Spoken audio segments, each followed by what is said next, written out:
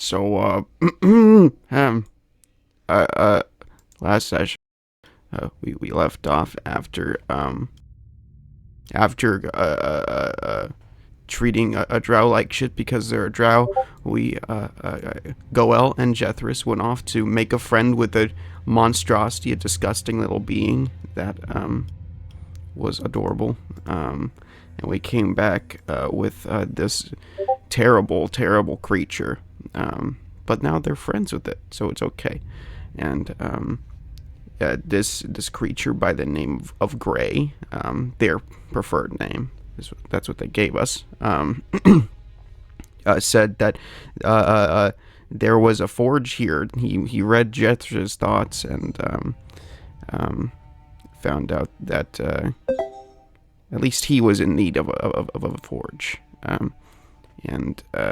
Yeah.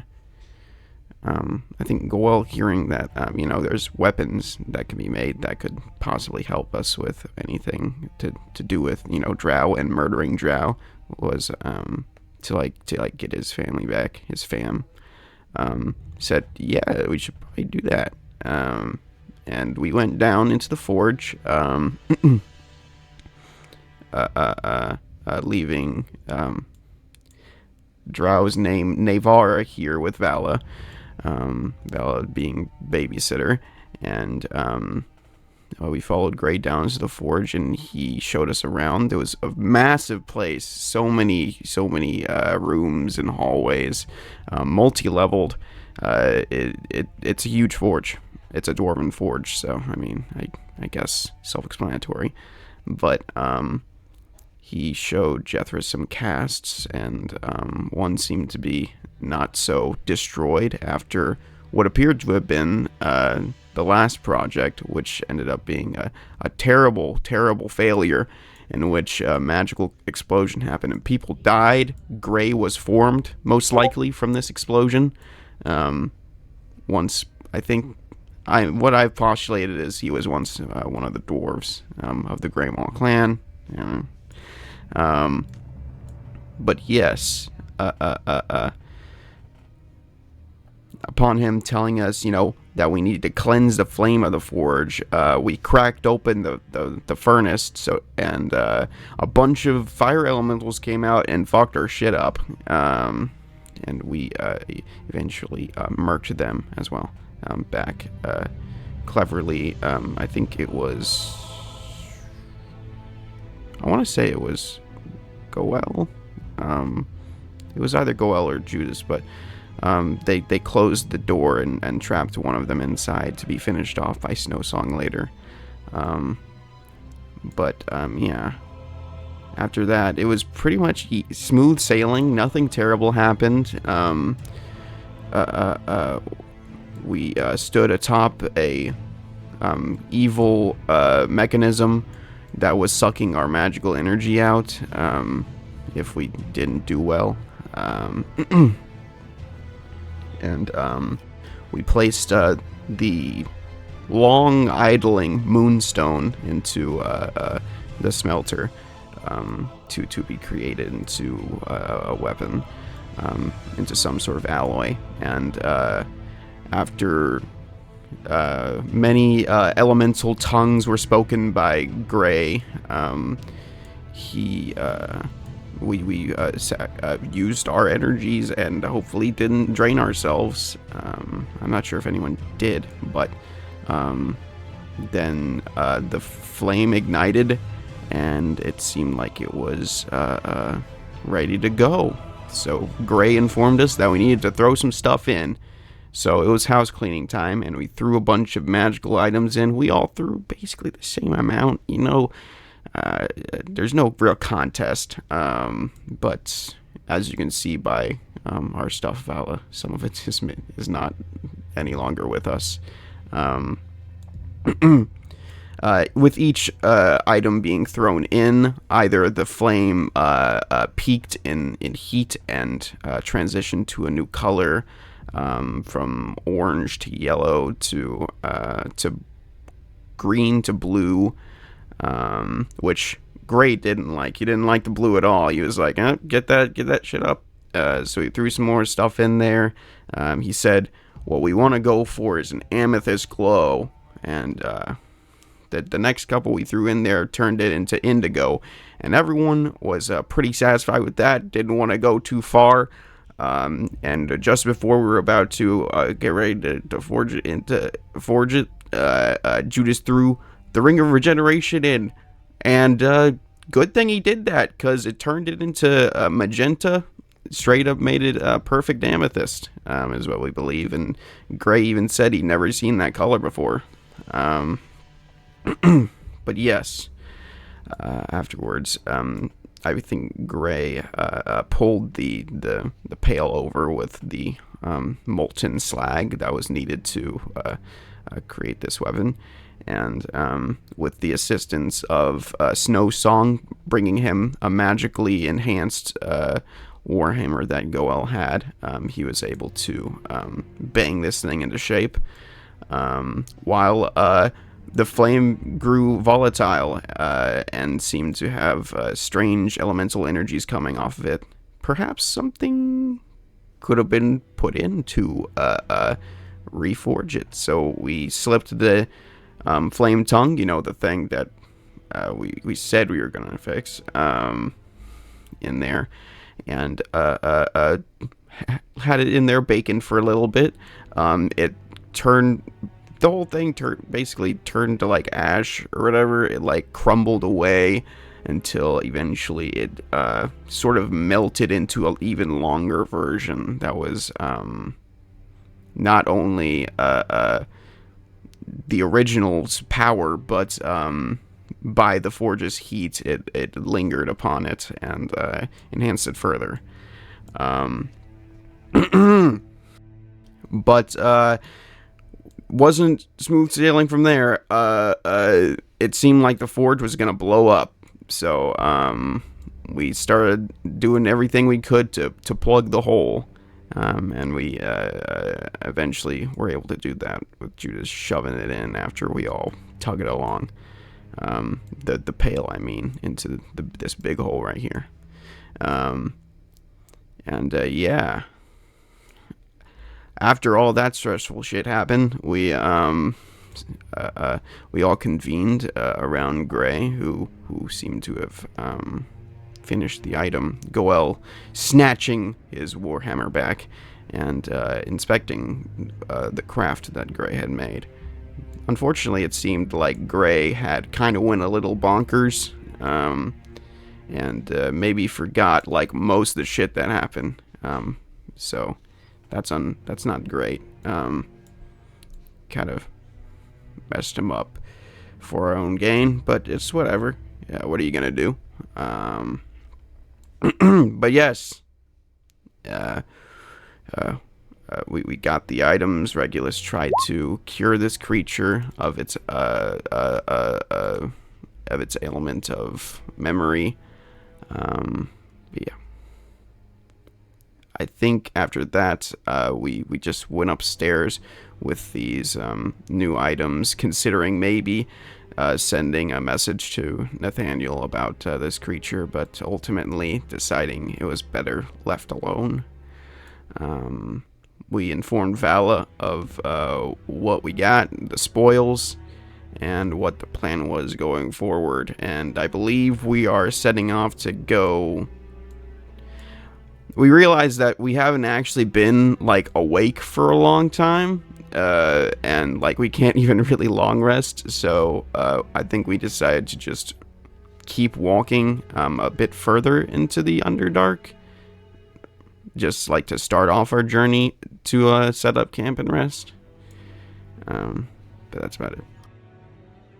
That is indeed what happened on our last session. That was a very detailed and thorough recap, Jethros. As before we get straight to it, I'll first start a little bit to the side, as Moshe, just to quickly check on with Vala, because Jethros, Goel, Judas, and Regulus have been out for an amount of time, Vala, as you did spend most of the time tending to the wounds that the party themselves made onto the drow of Naivara. You do have an opportunity, if you will. I know you wanted to check with them a few things. But if you don't and you wish to proceed, that is fine. It's entirely up to you. If you had something in mind, because you missed last session, that was. Yeah, of course. So basically, Vala has one thing and maybe a second, depending on the answer, to ask. As she's standing to the drow, she will look at her with wary eyes, as it is still a drow, and but she will ask, I was curious sometimes. What is it that makes so many of your people not turn their back on that hateful goddess they worship?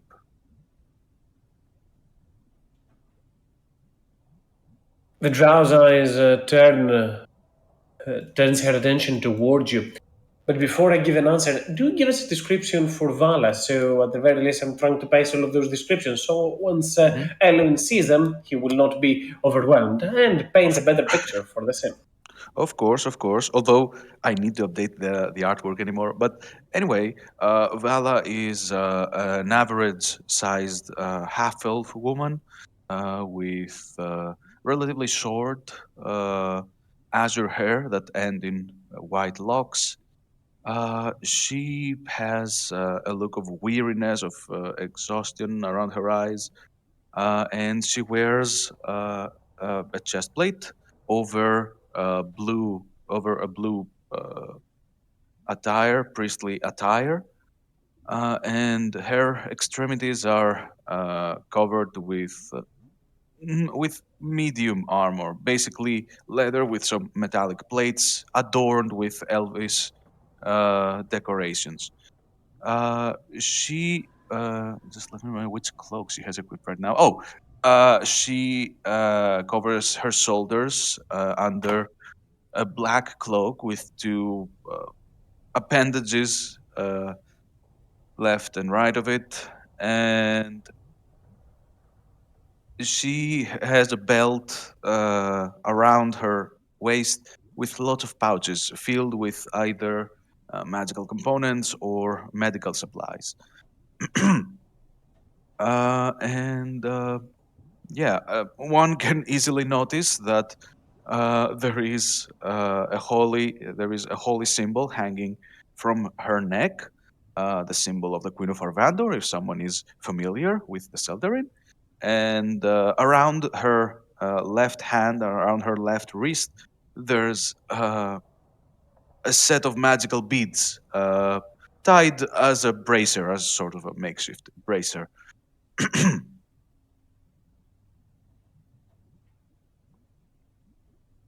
And the woman will turn towards you as he glances over your question for a second, makes a nearly annoyed sound for a second, and then proceeds to answer. There are a lot, but we are not known for that, are we? Into the Underdark, there are cities whole that worship other deities outside the Spider Queen dogma. Others that worship the Shadow Lord. Others the vengeful Banshee. You know, our kind is not only entitled and betrothed to a single deity. There are many of them. I'm sure under the surface there might be many followers of the daughter of the Queen of Spiders. I believe you have another name for her, Dark Maiden also. Her followers give her several titles, but yes, the Dark Maiden is one of them. So, what is that? What is you think that makes the Spider Queen look like the sole deity of your kind? What enforces that sort of, I will call it ignorance, for lack of a better term, among us surface folk? Misinformation, misled, tradition. sees the creator of the Drow race, the reason why we were exiled in here, is tied to her doings. For one to forsake such an important piece of history, it would be extremely hard to do so, erase it. This sword is filled, steeped in stone. You might think that you change things as you go about and do your things, but it has been as such for such a long time. You might want to go on a crusade, kill the wasps of the spider queen, and I would applaud you for it. But another chance would arise elsewhere. Nothing as such truly matters in this place. This world is set. And Jakata just puts her hand into the stone, firm walls of this building. Stone.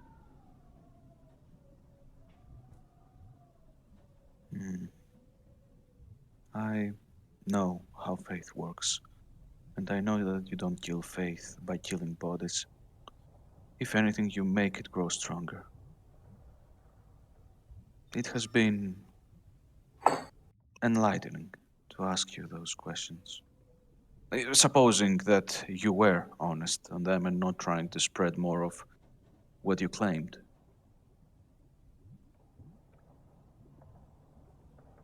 I have no reason of doing such a thing. But fair is fair. You asked a question, I'd like to ask one back. If you'll allow, of course. My words are not that precious that I refuse them to any who ask.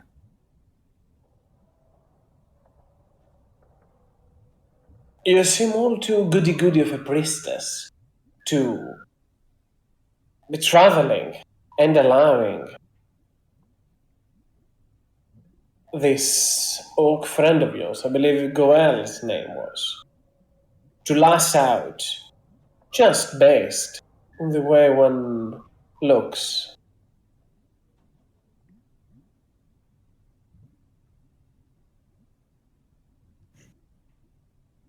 So, What is it that that allows you to put such a faith in him?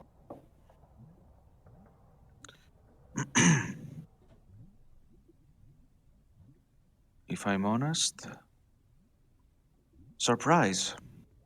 So far, he has far exceeded my expectations and made me start to even reconsider what I knew about his kind. When I first met him, it felt unnatural to see one of his kind by me, providing him aid, making sure he stays alive for the next fight. Besides, he's not the one with the most uh, attention to himself. But every time he makes me wonder, why am I even feeling that weird? There were all of it because of a war that slaughtered many and happened three ages ago.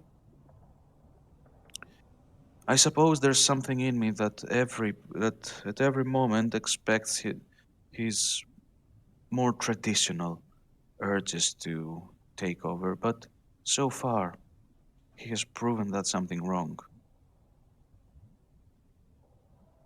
And when they do, would you be there to stop them or aid them?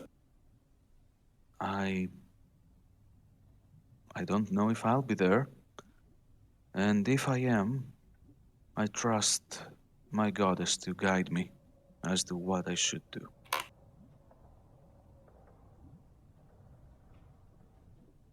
Her eyes glance as into the distance Jethros, Goel, Regulus, and Judas, with Snowsong all together, start to arrive.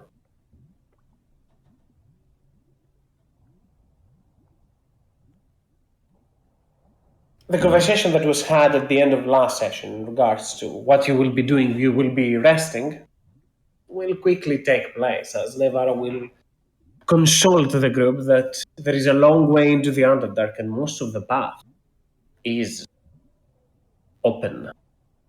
as she ventured herself this very day to come here. Shouldn't be much of a hassle. And out of Seeing them, character. however, return with two massive weapons, one onto Jethro's back, the other one propped on the side of Goel. Go ahead, Jethros. Out of character. Like what? What amount of time do we still have to expend before we can take the full rest? Just curious. I think about 10 hours Yeah. from now. Yeah. You do a full day of traveling into the Underland. With 8 hours will not get you that far, but they will get you way further than here, so it's a win. Jethros will just hoist the axe further up on its back as it tries to slide off with all its weight. Ugh. Oof. It's a hefty thing. How do you carry these sort of things, Goel?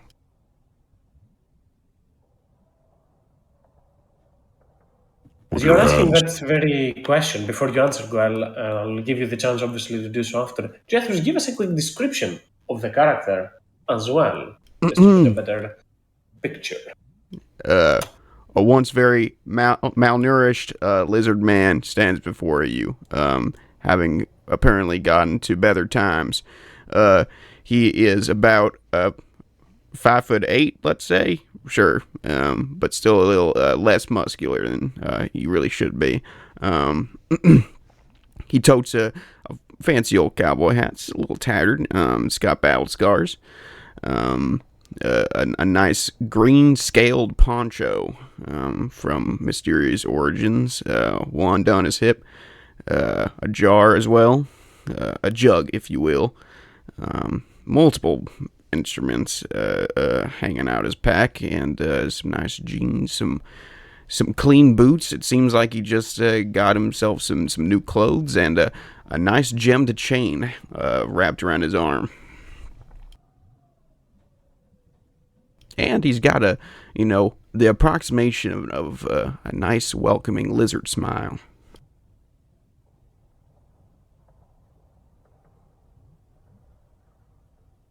And go ahead, Goel.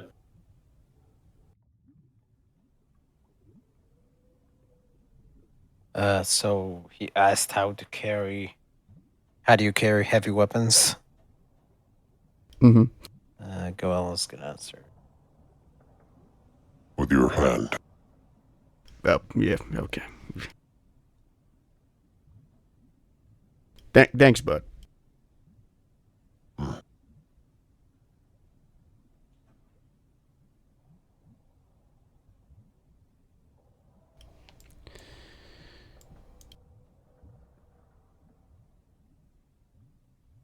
Are we ready to go? Are we resting here? The drow stands up. I think I've done enough sitting up idleness in here. Though, and she kind of just turns and looks towards Vala, I appreciate the company. And then looks back towards Goel. Ready to find those drow that you were looking for? Let us go, venture into the Underdark. The strange little creature, this floating eye covered in slime with those nearly squid like heads like a manta ray, hangs to the side, wraps itself around the head of the drow. You feel a itch under her face, as if she was pierced or stricken for a quick second, as the strange creature binds and wraps its hands around the drow.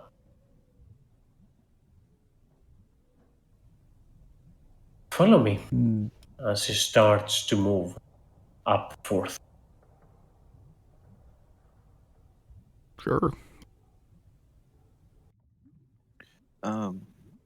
Vala will approach Goel before she also starts following the drow.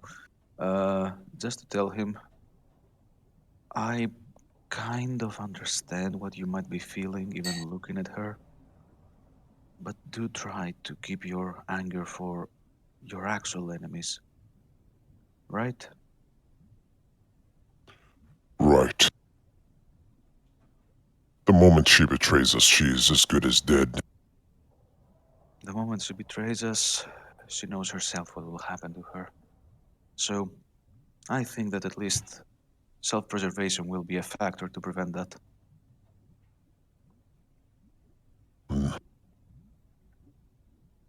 Let's go. Let's not let her get a lead on us. You start venturing down below as you open the gates of the mine. The dwarven structure from the forge holes opens up to a massive cave, a massive cavern up ahead. There are still a few melted candles and torches hanging around in there, barely with flickering lights. As you start to venture further, deep into the Underdark. The mining rails themselves have been destroyed. A few scarce, half destroyed mining carts litter the area around. You can tell that this mine might have hosted a number of dwarfs, a lot of them. The Greymore clan might have been a very proud and very wealthy clan at some point. Though now it is all that you see shadows, past empire, echoes of fallen dwarfs. Nearly said the thing, see? Further down below, the massive caverns of the Underdark expands. Endless corridors. The sound of a gale of wind that fills those different tunnels. Head. Echoes around there, making a very tricky, giving a very tricky idea that all of those could lead to the outside, when in fact most venture further down below. It's a long walk as you start to venture towards there.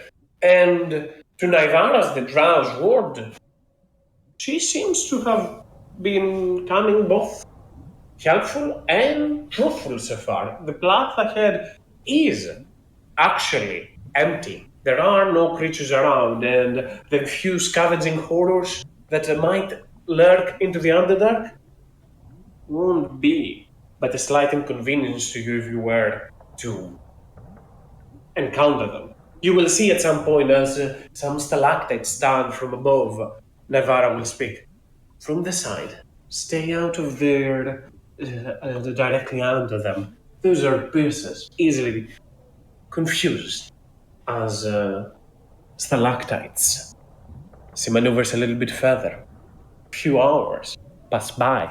Later on, you will see black patches of cloth to the side of those walls. Away from those dark mantles and cloaks can easily get you if you're traveling by alone. Grabs a torch and lights it up. But fire fends them away. Survival tricks that you're aware of for those that have ventured into the Underdark before. But truly, she does seem to know her way around those caverns. As you continue your way up ahead, even more hours pass by. Up and ahead of you, you will see into a massive corridor, a massive pathway. Bones scattered everywhere around, blood in the path. The whole ground of it seems warped, seems as if a stampede rushed through there. Naivara stops. It wasn't here before, she mentions. What, the bones? You can see some destroyed stalactites in the place. You see rubble, you see dust filling the whole area. A handful of remains. You're not even sure if those are humane. Some spider legs litter the ground around. Must have been A swarm around. A short rest. You have done, regulars. Not a long rest so far.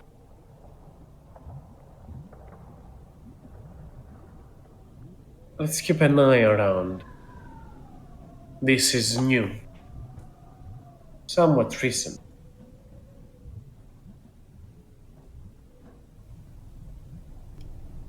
Up ahead, as you continue venture on, you might hear a faint whisper. Not really a whisper, though it sounds to you as such, as barely words are carried out around the cavern. Do you hear that? She wonders, aloud. Do I Clear hear to it? you. This is what appears to be conversation in the distance, and one that is not very subtle.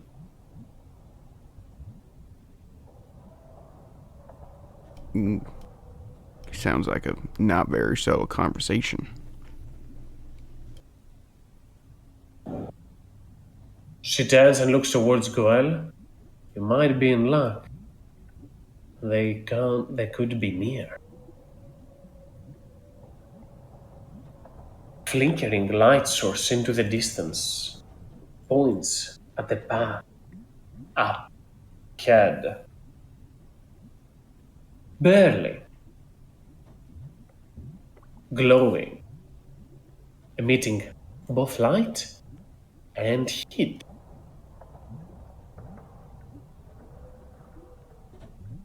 As you venture towards there, you will hear words changed in Elvis. Be quiet! Now. We have to wait. We've contacted them. They'll come. They'll get us out of there. Just make sure that the cargo is not compromised, and we will be out there in a bit. Up and ahead, as you arrive onto that opening, you'll see a handful of drow stand into the distance. As you can see, the drow in there standing and bickering amongst themselves, shouting aloud in Elvis, that is. Or more so, one of them trying to shout, the other one trying to keep quiet. A few creatures around the area as well, from what appears to be humans, peasants, amongst there that with hands tied and barely a bone dagger. Amongst them, strange, giant-like humanoids, ogres or half-ogres, up and ahead. Number of Duergar that also stand in chains down below. Onto the distance, you can even see some strange humanoid or these creatures that have a human-like physique, yet they could not be further from a civilized kind, towering over at 7 foot tall of most others. Into the very center, another half ogre, carrying brands onto its skin. Insignia of the Spider Queen seems to be keeping an eye on the situation. Flickering brazier into the distance has been lit up as a beacon. Down below you, you can see a massive chasm where fungal growth expands.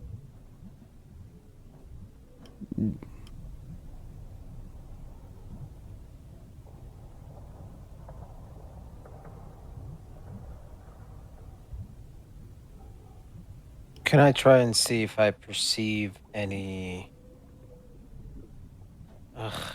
like hiding, someone hiding somewhere as a sentry? Make me a Is that perception the ones- check. Okay. And I'll say, all right, Goel, this is you, man. You got this, brother. And I'll give you Bardic inspiration. Do I roll the d8? Is it? You don't have to if you don't want to. It's just the next 10 minutes. Oh, okay. Then I'll keep it. Did you have advantage as well, or is it just high high perception from the totem? That is. Okay, you don't have disadvantage. Okay, I see. As you focus your Orcai's eyes into the distance, and you get a better view of the area. However, as we are describing the scene, give us a quick description of Goel as well. Oh. Very large orc, more than 7 feet tall. Green skin, greenish, with flowing ponytail hair tied in the back. Sporting a giant warhammer and a. Some forgers a warhammer, right? Yes.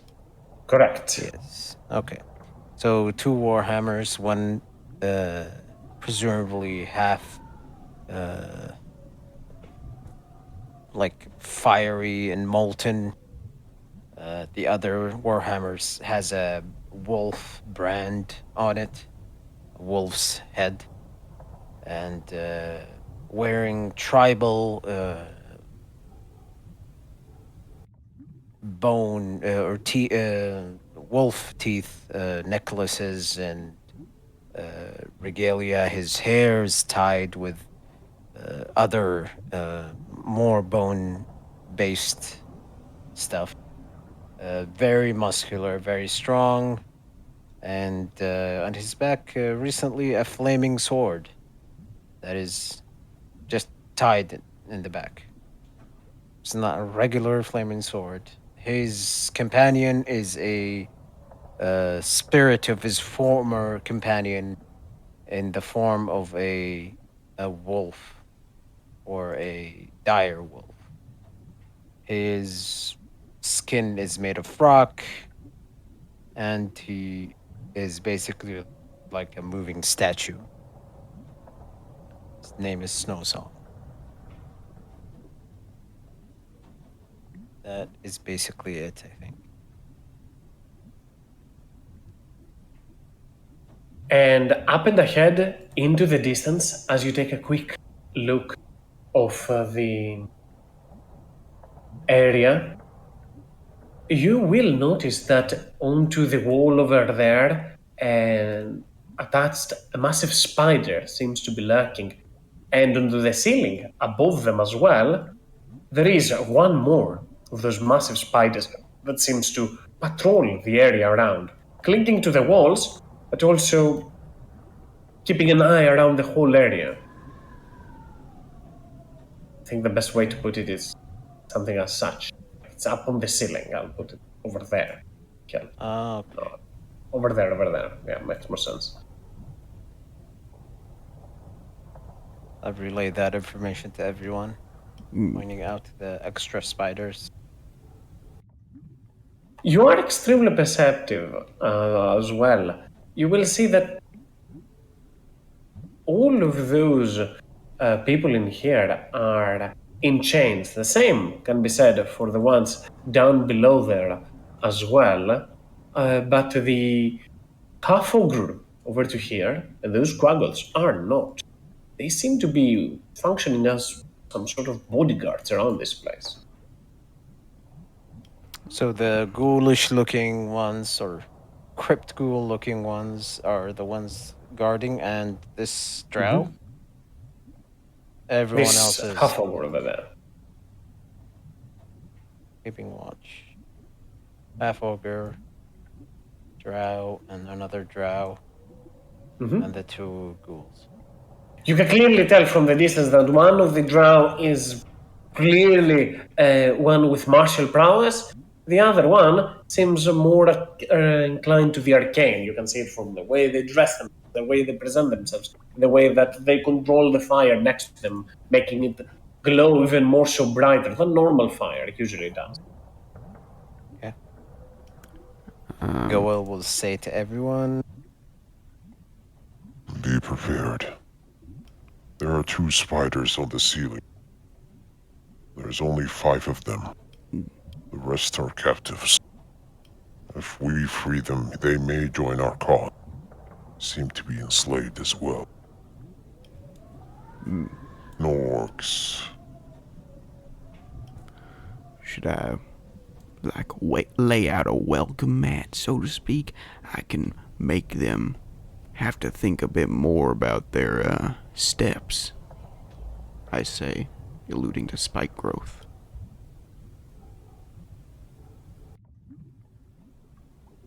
That would work. But would it work on these spiders on the ceiling?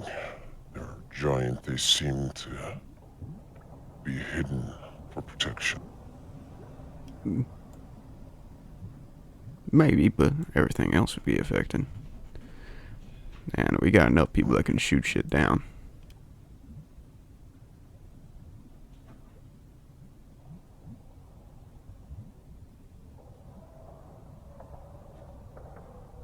We could harass them. Have them come to us. We can.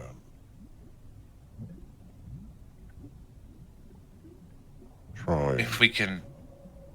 If we can free some of the people over there, then surely they'll probably want to go against them.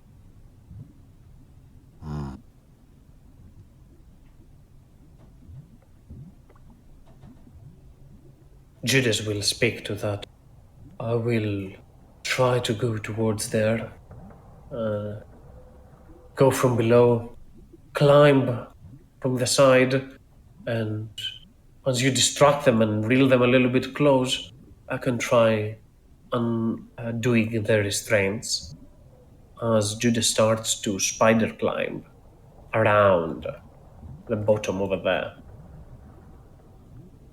So I do not have to do much with him on the fight as well. Look at Kazan always finding ways to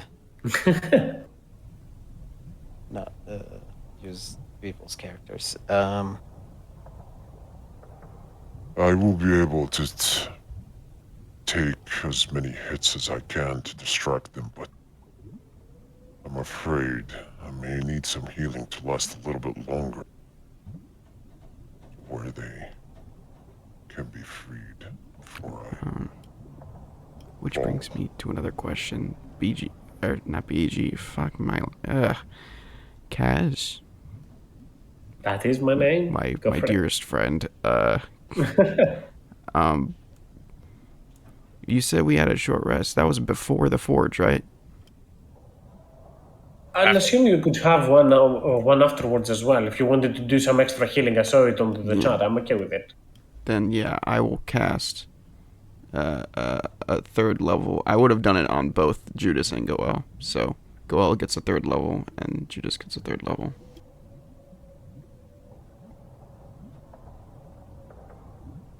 Third level. Cure wounds. Exactly? Sorry, Okay, it's not yeah. rolling. Yeah.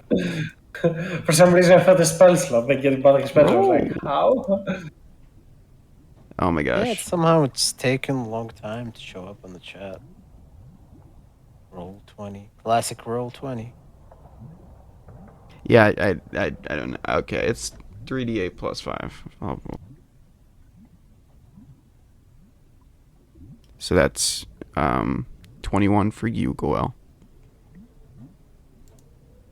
And 10 for Judas.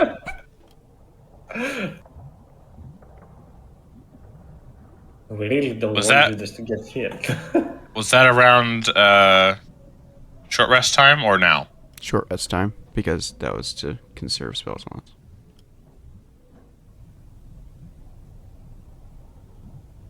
You could have been around for that, Regulus, as well. Like, you were all together. You knew that Yeah. Jeff would be killing people. It just means I would have had to right now sacrifice. Yeah. Okay. You can use a sorcery. I'll use one of my sorcery points to allow you to reroll his healing. So if you want to reroll any of those, all of them, whenever you want. individual dice. Well, not. I don't think you want to do it go well because you have good dice. I was gonna say for Judas. Oh, all the 3d8. Yeah, like that. Songs. I'll assume those are the 2 ones. Jethro's correct? No, I re-rolled the 3. That's fine. Yeah, that's what I meant to do. The ones. Okay. Sorry. That is way better healing. 24.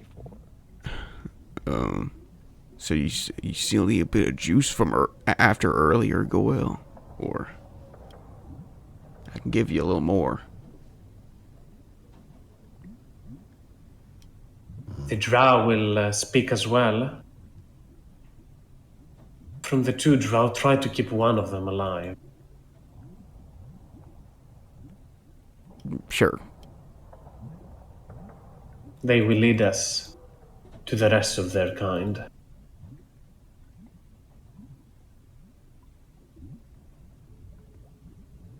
Man, I should have kept my Sunforger active thing. Should I be a very convincing distraction while you guys get close?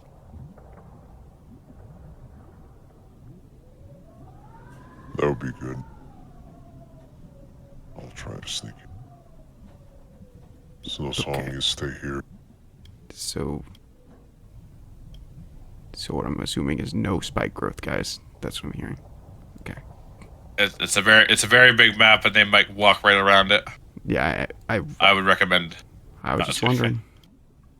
Judas also said, I'm not sure if that applies to spy growth, but it has definite implications that if you can take them out from there, so he can go out there and start this, helping those people.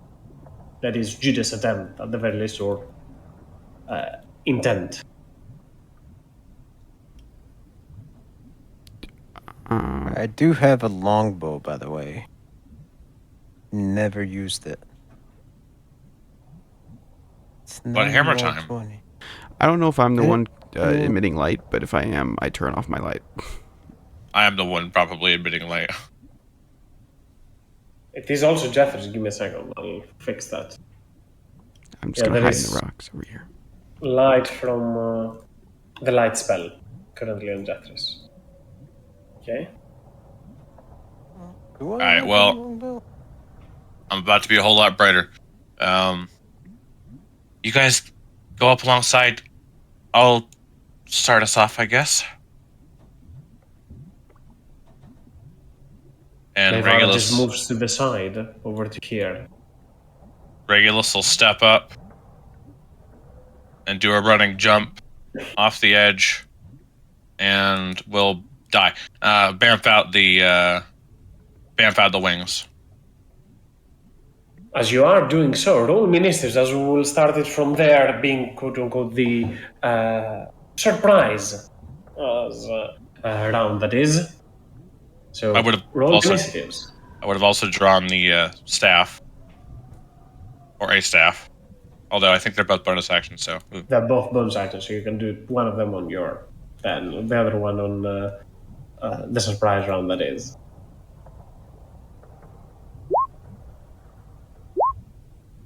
I think Jethrish was still rolling d8s. Man, if my initiative would roll, I mean, I don't know why. Oh, finally it rolled. Want me to do so for you, Jethros? I can. I guess. I mean, Roll it's. it. I have a +3 to initiative. I don't.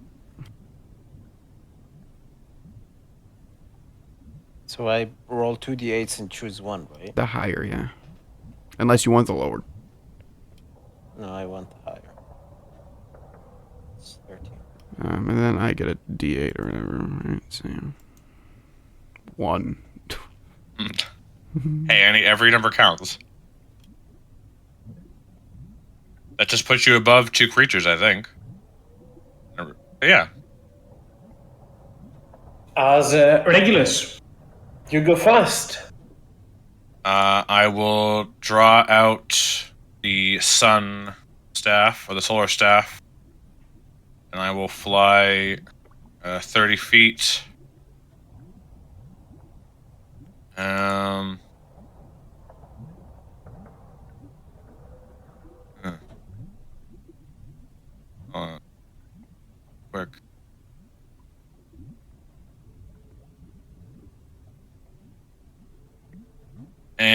And I will...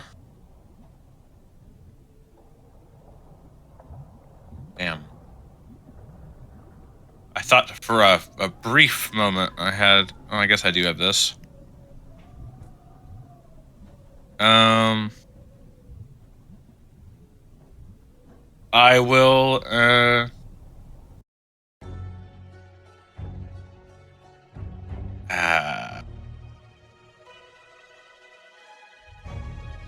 I will... This is 60-foot range. That's not good.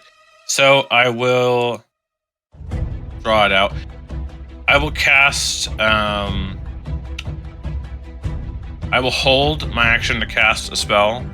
However, I will... Because it casts it immediately, I will also... I don't have any sorcery points. I used it all to get a third level spell back. Fuck. Man, I really can't get close.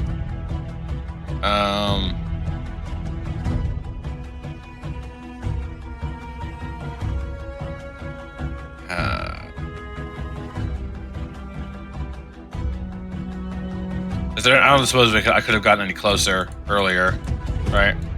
Kind of just.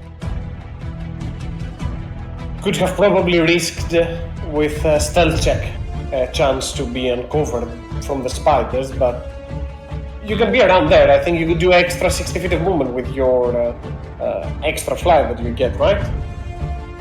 Well, no, because I don't have a sorcery point. Oh, well, have one on the house just to start things up. I'll be generous. Exchange an inspiration from that. If you don't have them on the house, that's okay. Exchange an inspiration. Yes. I'll remember that. I will, I guess I move up forward. We're going to find out that I'm probably not going to be in much more of a range. I will move right here, and I just point the staff forward. I really am only in range for a spider. You're still going to be playing first before anybody else plays. I have a question, Gaz. Go ahead. So I know it doesn't work. Does it?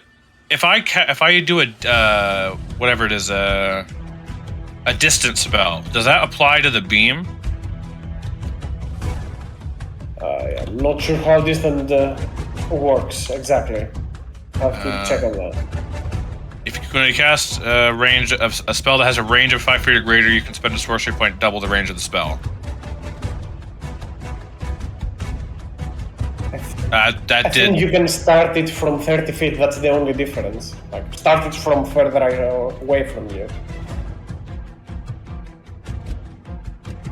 Okay, well then that still works because I can start it close enough to blast these three, right? That is correct.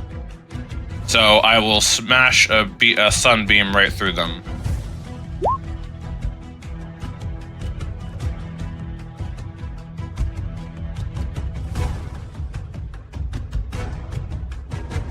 Using your spell save DC, so what's the DC for that? 19. It means that the spider actually makes it. The other two do not. As with his full-on turn from the start and the get-go, give us a description of Regulus and how he's doing all this. He's the last character that we did not do a description. Do so as part of your turn, with the whole flying and everything in this. If I didn't already take up a whole lot of time already, I'll do more, I guess. Regulus is a blue, or sort of a light blue tiefling, sort of horns that sort of go up as like a sort of a sideways on halo sort of shape, with bright highlighter magenta hair that has golden bangles holding it together in certain spots. He wears dark robes with gold and green accents, and he appears flying up into the air with a pair of glowing angel wings that appear from his back that seem to spark and crackle with lightning, leaving the sort of feathers behind. And he wields a staff that glows equally bright as I believe now I emit a whole bunch of light from both the staff and the sunbeam spell. I emit sunlight as well, if that matters. That matters a lot. It is 30 and 30, right? Yes, 30 foot bright, 30 foot dim. And everything else regulars. Yeah. No. that is it. And right after that, the next one that gets a chance to act is Jeffers, because everybody else is surprised. Me? Oh no. It's you.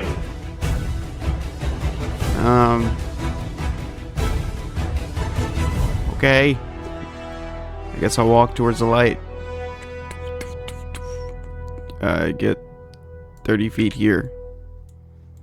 What could I hit?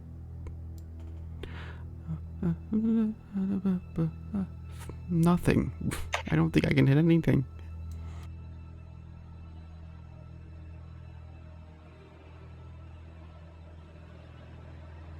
Looks at all my spells. I will...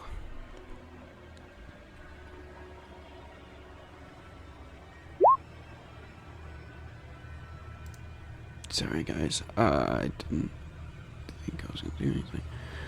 60 feet. You know what? What the heck? Let's do a hypnotic pattern. I'll cast a 3rd level hypnotic pattern. Hey, it's working now. Display in V. No, come on, please. There we go.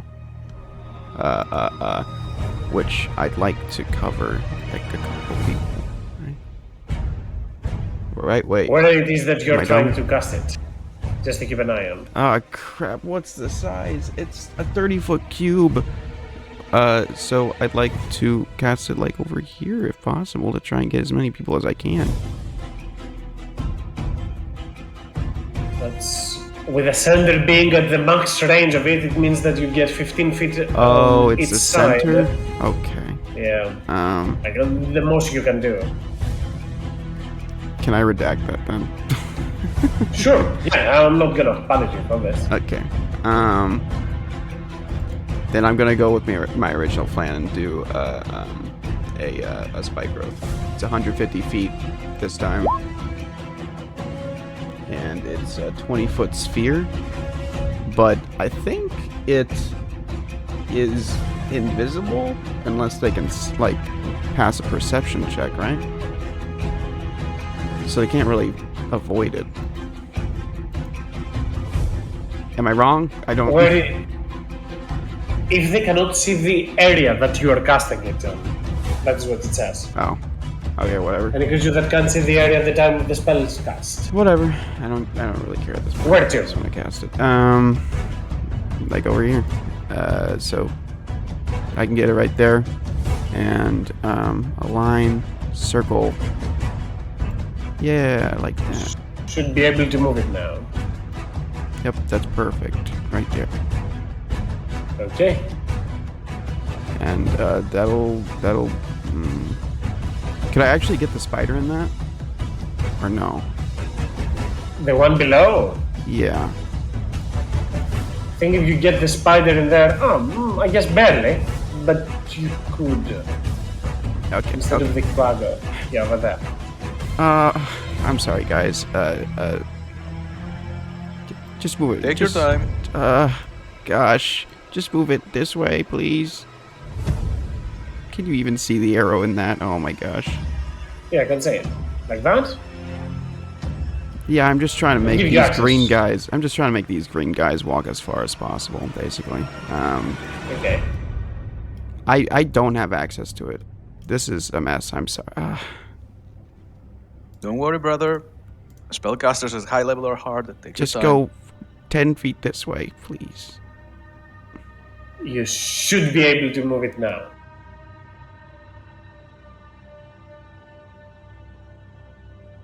Like that. Okay. That'll be me. I'm done. It's both things happen. It's okay. No worries, no rush about this. As Jethro quickly moves up forward and speaks a few words, puts his hand to the ground, and the roots of the ground itself starts to shake, bursting in place in there as it envelops the whole area with this Translucent infestation. quartz crystals will shoot up from the ground, almost imperceptible if they hadn't seen them come out. And that's it. And right after that, it is Judas prepare. Given that you are doing a distraction, will pretty much move his full movement and hold an action to move further once he gets an opportunity to. Once the drow are a little bit further away, as the half ogre in there will turn around, look with the shield at hand. What is this? It wanders as Goel. You are up next. Alright, I am right there. I'm gonna go 40 feet.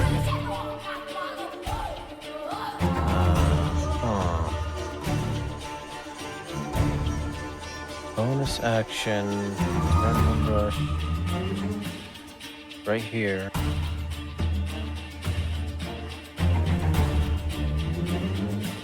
And do anything from far away. Sun Forger is activated, is not recharged, right? Correct. I think it has been used this day. It's a once per day, right? Yes. Yeah, I think so.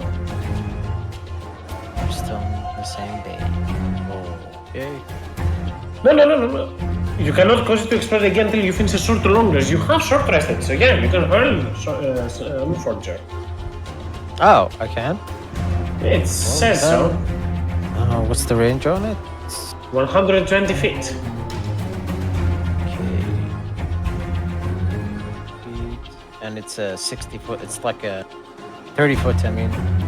A 20-foot radius, like a fireball. 20 foot. You can get on those in there to try and avoid hitting those ones if needed. Yeah, I want to hit the two ghouls and the other guy. Roll me the damage for it. See if I can position myself better. Yeah, I'll be up there. Yep, right here. Let's roll damage. Oh, darn. Make a big save.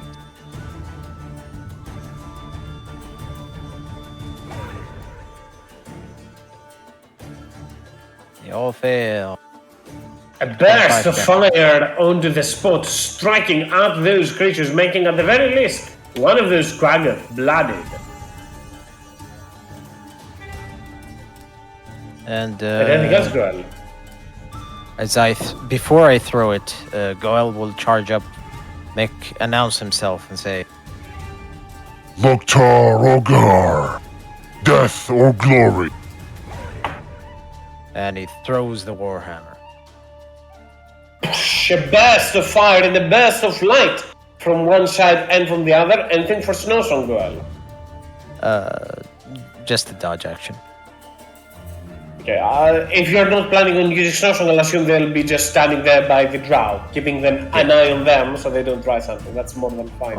As the drow over here turns, look around, sees they're being assaulted. Too many. Need to use our cargo. And then turns towards the ogre.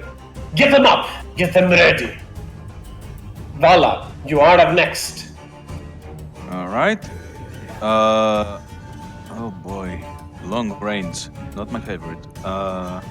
So first things first, Vala has to move 30 feet here,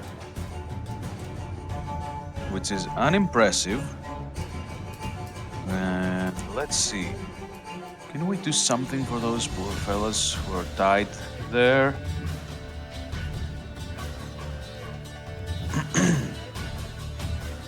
Unfortunately, she cannot.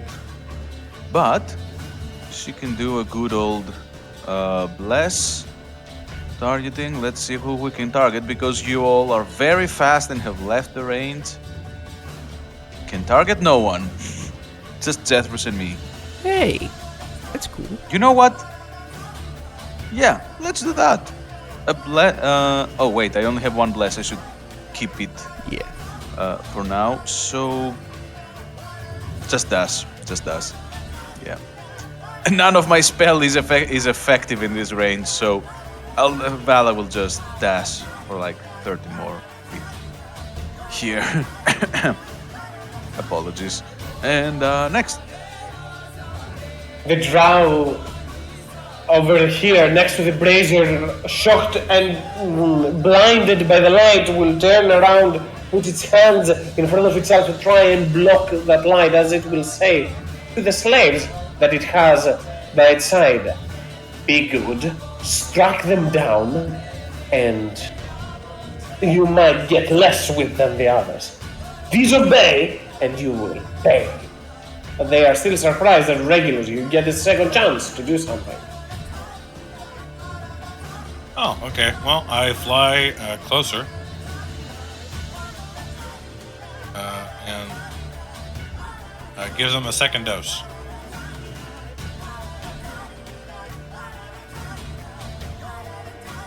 Gotta make con saves again. None of them make it this time. How much is his damage?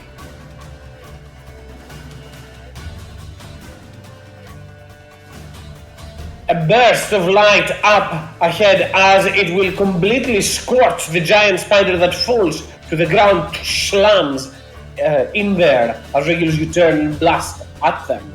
Anything else? Now they are blinded as well. Yeah, I also believe that well, I mean, if they weren't blinded, they are also in sunlight. No. And it'll be it. As the one down there tries to wrestle out of those restraints, but they are unable to. They just take a hold action to move should anything occur towards them. As right after that, I will shift the attention for the time being to Jethros before I get to Elohim. What? Your turn, Jethros. Have you All done? right. I will bonus action. Run forward. I'll step off the ground, and I'll step off invisible stairs as stones around the rocky walls will float around my feet to carry me into the air as I activate my genie flight. I will fly 30 feet this way, and I'll show that art in a second. But first, I'm going to 3 of the stones that are orbiting around my legs will fly up around my body and down my arm as I fire 3 mineral shots at this guy. The front greenie. Go for it. 3 mineral shots. Pew, pew, pew. Ooh, great rolls. Wow. Those are very hard. At the very least, one of them will hit. Okay. I'll re-roll 1 with an inspiration, just for fun. There we go. So 9 damage and 8 damage, so 17, and it gets pushed back 20 feet. It can only get pushed currently 5 feet because it has the back against the wall, but it will get stricken and go all the way back there as it will be blinded. And it moved 5 feet, so it's got 2d4. And it's not letting me roll, unfortunately. I'll do that. Thank you. For an additional 6 points of damage as the crowd gets dragged across the floor and stricken by the scorch, the jagged pieces into the ground that seem to do quite the damage to it. Anything else, Jethros? That's full turn. I'm just, let's say, 10 feet in the air. That's my turn. The creature stands in this place, unable to do much. It will try to jump out of those, however it needs to move slightly a bit, with an attempt to, as it will collapse from the spike growth, as this is the true art of Jethros, levitating, oscillating, flying up and ahead. Beautiful boy. And that's my As the other Quaguth in there will make a quick jump up further in here, which will still take some damage, 2d4 but not 4, that is, to get out of there. And as it gets out, it prepares to rush and strike towards Goel. It looks towards them and it will take a dash action, as it will then, it has done 15 feet, still has 45 feet more. Clear the whole jump with a single attempt, and then start rushing towards Goel, as Judas, seeing that Regulus has blinded them, will rush all the way with his held action up to here and start untying restraints. He quickly moves around in there. Let me roll 2. That is not helpful at all. But dice has spoken. As Judas moves towards there and quickly will untie the man into the center, and right next towards them, the give us a description for that elf, Elohim.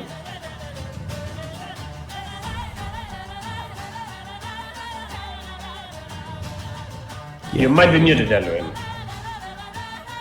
Never heard from an Am again.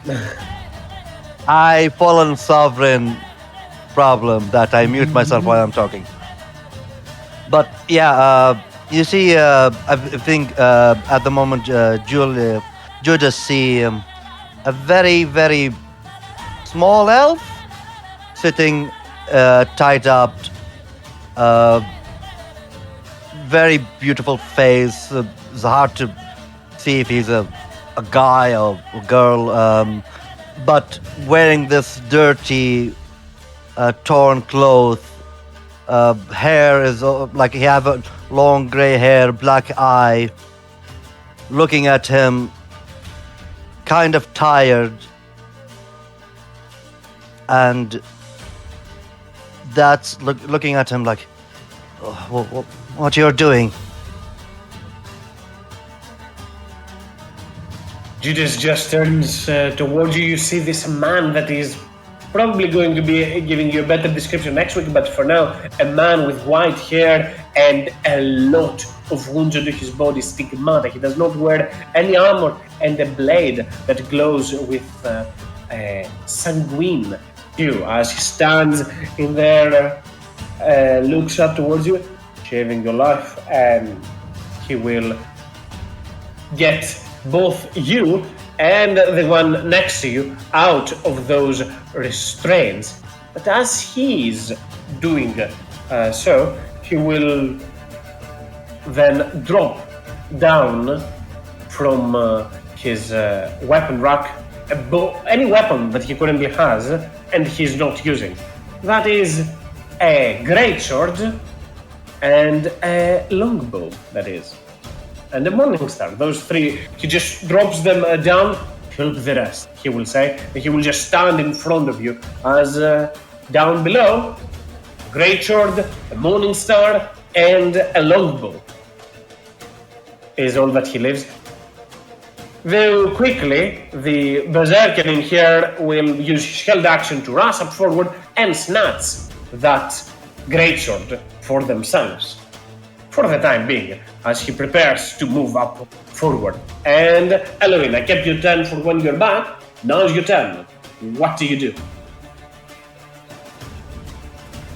Standing up, look to him, and take the Morningstar. You look at it and it seems to have some strange draconic silhouette, or more so form, shape, that is. But right now you have other things to worry about. Yeah. And I will tell him, be careful. The two Dwargar I point there seem very familiar with this group. And, oh, that looks scary. But at the moment, he look very, how to put it in a word, hesitate to do anything. And he will, at the moment, he will just stand in front of this drow. And yeah, this drow wept Elwyn a few times, and he will return the favor. With advantage. They are blinded. And I think Judas, the only person at the moment, maybe Regulus, see that Elwyn grabbing this morning sword, he took a strange stand, take a breath, and he will go, well, ham on him.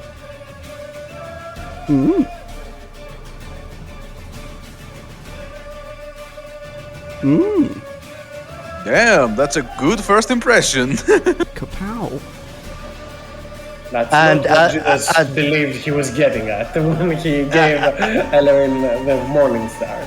And the moment it finished, the three fast strike as smash it, and he turned. That only happened in 3 seconds. And he turned to another 3 attack.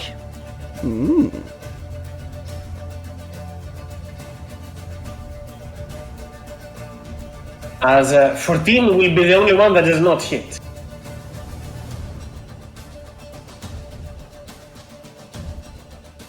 As you turn towards the drow in front of you, Elwyn jump, grab the weapon, and you take out and last with all your hatred out on them. Just smack you 1, 2, 3, 4, 5, 6 times. One of them just barely strikes at their shield because they are trying to defend themselves as much as they can, and for surely their drow is bloody. Anything else, Elwyn? I don't know who are you people, but I am grateful. I will hold them, and yeah, he will take a stand facing this drow. That's his turn. The half-ogre will move over to here, taking 44 points of damage from the spike growth. And as it does so, it will grab from behind a bunch of lowly weapons that have been stashed in there, throws them into the ground, and unties a handful of them, with obviously using its action for it. Get a move on! It will speak aloud in Undercommon, for those that understand. And Goel, you are up next. I'm gonna pull up both weapons, the Ifriti's Fury and the Warhammer. Walk up to this guy. And I'll do 3 attacks. Reckless. Hopefully it hits.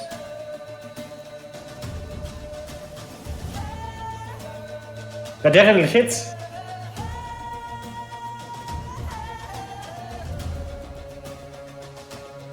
Second attack with the same weapon.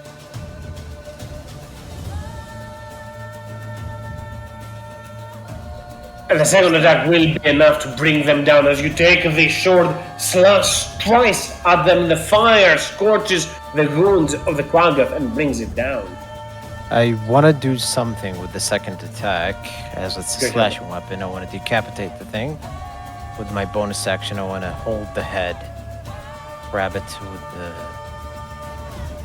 my other hand that's holding the Warhammer, just so it doesn't fall. With my fingers, just grabbing it by the hairs. The And I'll Quaggoth walk drops up. to the ground, while Yeah. its head rests in your hand. I'll hold it up to the to everyone as it's like I let out a big war cry, and Goel will say, hold on, in Undercommon,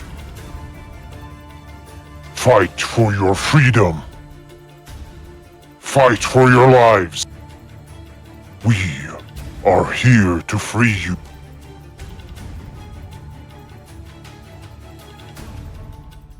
Kill And anything them, else good? and you may gain your freedom. And that's it. I'm hoping that Judas would tell Ilwin to not kill the drows. I can't So say far, that he when I'm hasn't. So far, I'll assume Judas did not expect Elwin to be quite the potent fighter, so I'll have them inform them next turn. Hopefully, Drow will survive until next turn. I'll finish my turn by throwing the head right here. Somewhere over there. Just throwing it.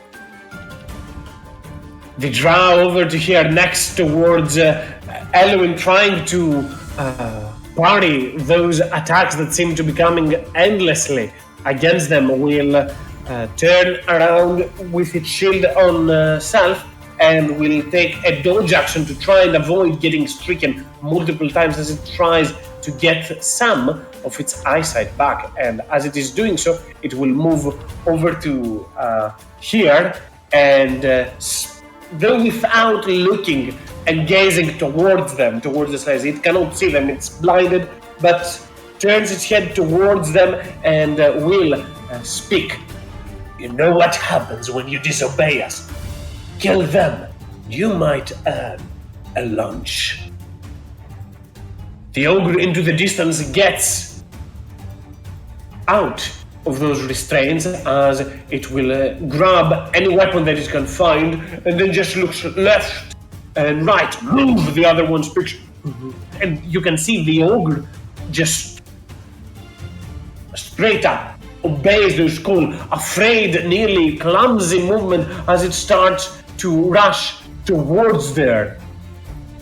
And that is the ogre's turn. As it moves around, it doesn't have any weapon in hand. It just grabs a boulder and hurls it towards you, Goel.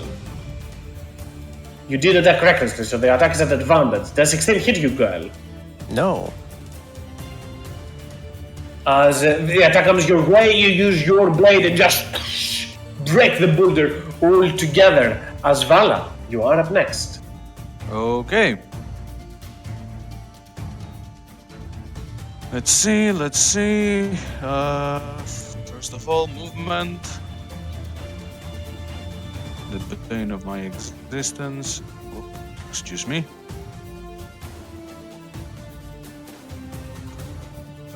5, 10. About here.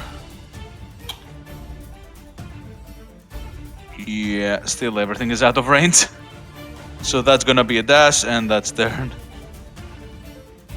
You move as fast as you can to try and get into close towards your allies, or at the very least as close that you can. As the Drow Mage up forward, getting stricken again and again, turns to look vaguely towards Regulus, and it cannot do much for the sunlight. It cannot see straight towards there, but it can still use magic to try and harm him, and will point vaguely towards your direction, Regulus, as it will speak.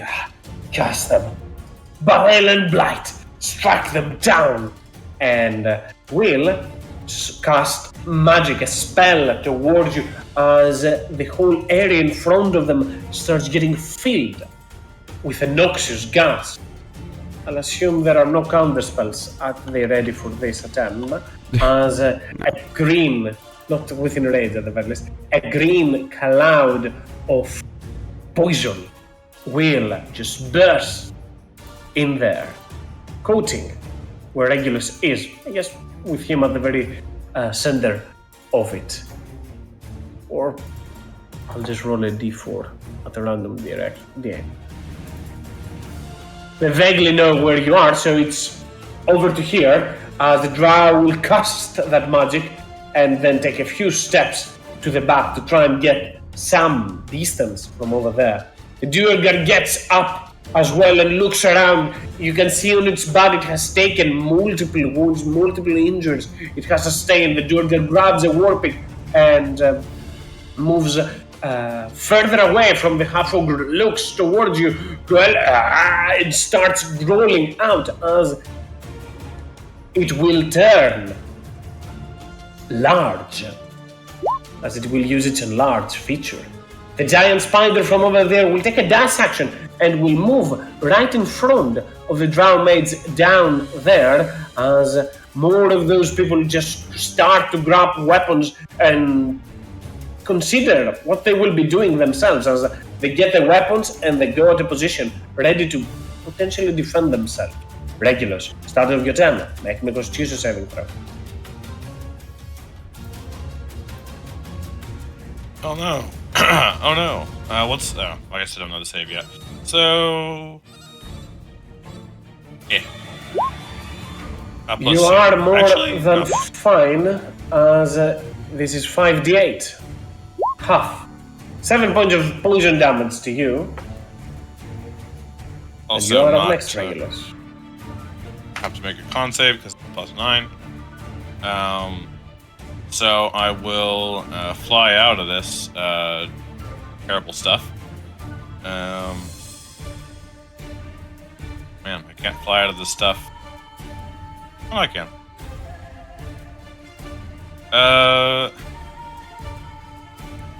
How tall is Element again? 5 feet tall.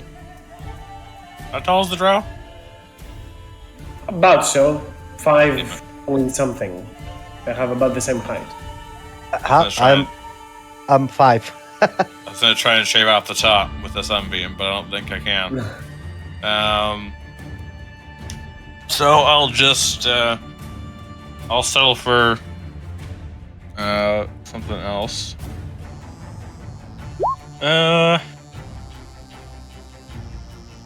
Yeah. I will use a bonus action to give myself. Well, I guess they're drow, right? They're probably not gonna happen. Yeah, fireball.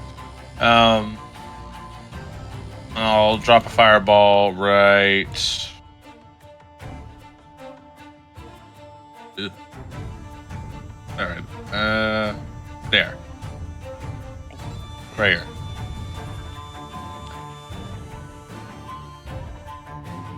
Still, DC 19. Dex save.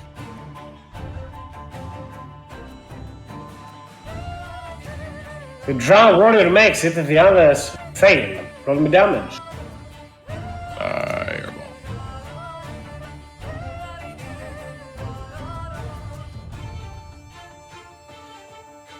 The spider will get completely charred and turn to crisp and dust. As the drow maid still sustains the attack, they will be blooded after this.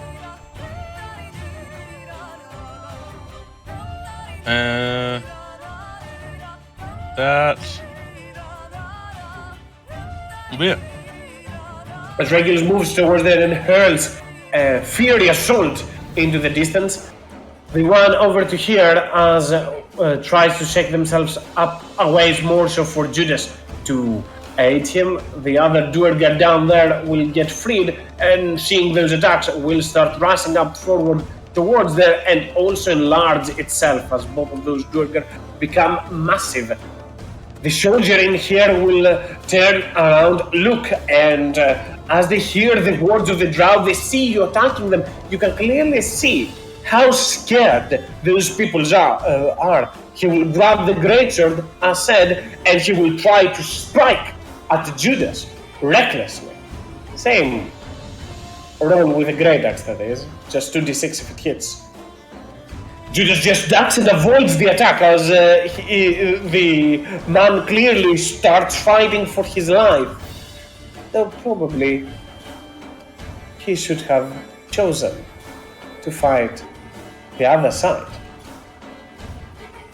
The last of them will get up and start rushing up forward, taking a dash action themselves to try and get closer towards you Well, you can clearly see how all of the bodies carry multiple whips and wounds on them.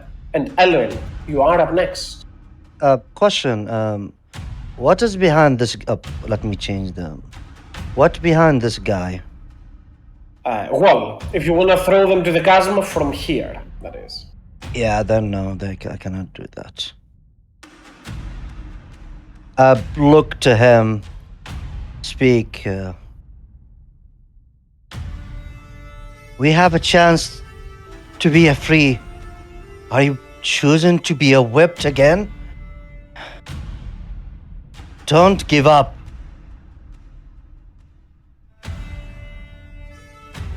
Do I make a persuasion check? If you want, you can use your action to influence them. Indeed, that is a persuasion check. Entire action. That is how influence works. Everything happens at the same time, so. Yeah. I will just keep that in his mind. But at the moment, I have two dangerous people, so is Judas telling me not to kill? So far, no, he hasn't gotten a chance yet. Soon he I will. will. I believe in alien tactic, seeing that mage is dangerous, and he will go to him and attack him. Don't get any opportunity attack because the drow is blinded as well. So I will attack 3 times. With advantage.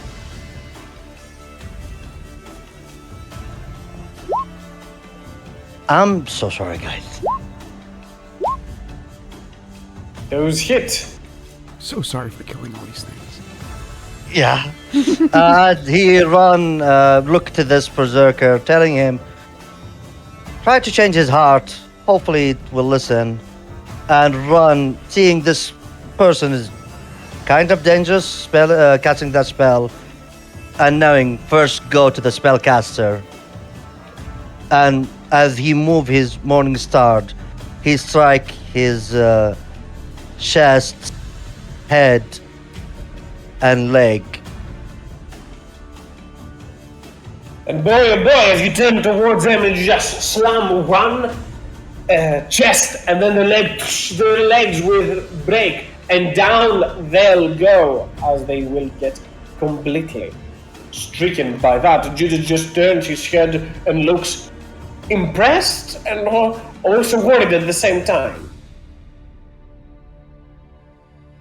And look as I take a breath and go back again, trying to. By the way, just to be sure, all 3 attack had to kill him, right? Yes. Okay, so I couldn't move Judas. That like I believe in Judas. Like it seemed very skilled warrior, but I will stay facing this guy. That will be my turn. As you rush towards there, you try to speak to the Berserk, but you can clearly see, though you speak towards him, he's nearly deafened. Not physically deafened, but his survival instincts, as they kick into gear, you fail to grab his attention. You, however, have bigger things to worry, and revenge to extract from this drow. As you turn and pummel, break the bones of the brittle body of the drow maids and Jethros. You are up next. I'm so far away, it's painful. I will fly. Tell me, Pythagorean theorem, if I want to go 10 feet up, how far can I go? What is your total movement? 30? It's not, like, You insane. can go definitely 25 feet. Okay. I mean, you can go 30 feet and 5 feet upwards. It's 30.41. It's still 30 feet. Okay. Fuck up. Gee, I guess I'll shoot some things, because that's the only thing I can do within range. Gosh,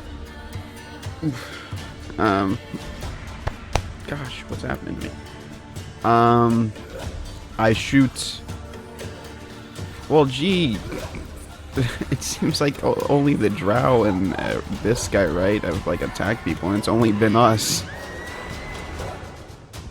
mean, Right. this hurled boulder towards Goel, and these Oh. creatures are moving against them. Right. Well, I know it's like running towards my friends, but I guess if it's like getting bigger, it makes sense that they're gonna. Yeah, I'll shoot the big dwarf if he's within range. Let me just check that real quick. Yeah, just barely still. That is.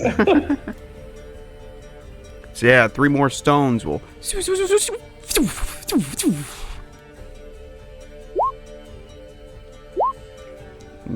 those will hit For 7 plus 2, 9. for 9 points of damage, but you also knock them back onto the wall over there Yes. as you strike at them. And does that like? Is it a concentration effect that they're doing, or Do not It's recall. just I a do not thing. think so. It's their feature because it's slightly different from the large reduce spell. Yeah, it's different. Vala is just on the edge of my range, so I'll say, I'll bonus action say, Vala, I can't do shit, help, man, and I'll give you a bardic inspiration. That's it. Yes, the cries of desperation from Jeffers. That's an inspiring sight. Onto the other side, Judas blocks the attack of the Berserker with a sword with his arm. His magical tattoo glows as it protects him from harm as he turns back, looks towards Elwyn that has already murdered one of the drow, and turns towards him. Ah, shit! You little one! Do not kill the other one! Knock it out! And he will still, in the process of trying at the very least to... No, you know what? Judas is a fan of pain. He will first turn towards the man in front of him, and they are wounded themselves. They are not that potent, but they have been suffering through multiple wounds and injuries themselves as he just slams his blade onto their legs, impaling them in the spot, and then just takes his hand out and knocks them out of it. As he will just drop this man unconscious. Judas Elowen look at Judas when he called him little man, oh, little one. Give him that look and look to the morning star. As onto the other side, the half ogre over here will start rushing each step, making a quite powerful echo. You see a juggernaut in here. You've seen them around for quite some time, and they themselves have been one of the favored possessions of this drow. You can see multiple wounds onto the body, guarding themselves as a fine warrior. They're perfect target for them to have as an enforcer. As the creature starts rushing up forth, it will try to make a strike towards you, Elowen. Oh boy. Slamming you for 15 points of bludgeoning damage, and the target is a medium creature. Needs to make a strength saving throw. If that is, so make me a strength saving throw. Okay. It's not 13, but I will use Indomitable. No. As he hit me with shield bash, I dig my leg in the ground and hold myself standing. At the very last moment, as they just flat out smack you with their shield, try to knock you to the ground, they will then attempt to use the blunt side of the shield, and this time they'll make an athletics to try and shove you. Gotta beat that. Why does... Okay. Nope. They turn towards you, slam you, you keep your ground, and he will then just turn with his shield and this time strike at your knee to try and lower yourself. And as you drop lower to the ground, he takes his axe and tries to strike you from above.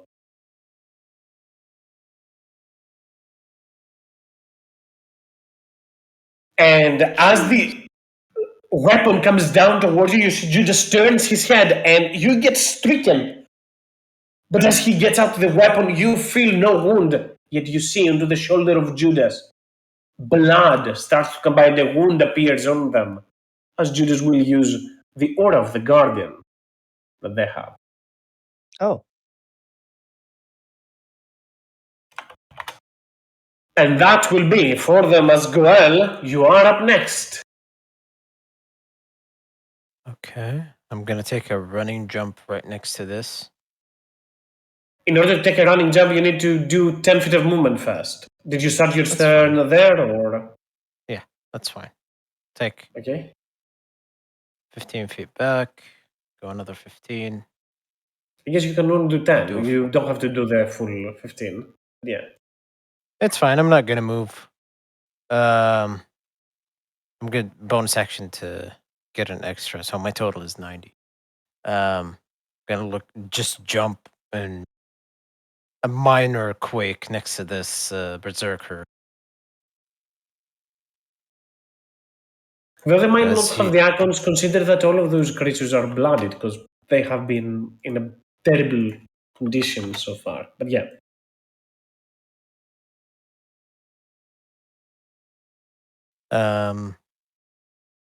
I am going to, as I jump in between all four of these slaves, I'll brandish the signia or the sign of the. I'm not sure if it's the same house or if it's a similar house, but Goel will. Say, I was once a slave like you, but I fought for my freedom, and now I am free. You can join me, or be free and run. This is your choice. But if you fight, you will die. And I'll use my action to resummon the Sunforger as I put back the sword back. And I'll use the rest of my movement to get out of this guy's attacking range and see what he does. He will choose poorly. He tries to strike you with his weapon, with his longsword, but that shall not hit you, Goel.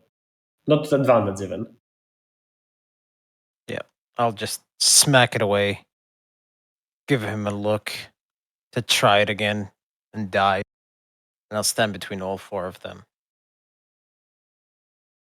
Just to try and intimidate.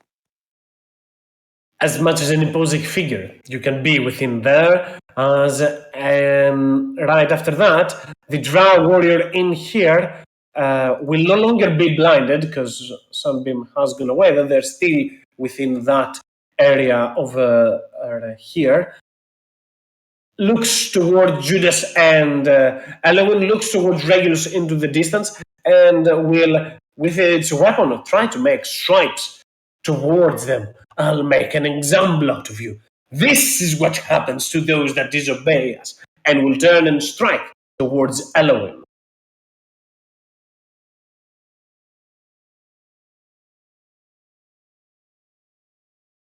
Given that Elwyn right now barely has any armor on them, they get a nasty strike as the weapon pierces onto the back of the skin and then just twists the blade in there to invoke even more pain. Sadly, Judas cannot use his reaction again, but you see, on that moment, the rest of the slaves, the rest of the captured ones, start to shake as it becomes clear to them what will happen if they do not cooperate.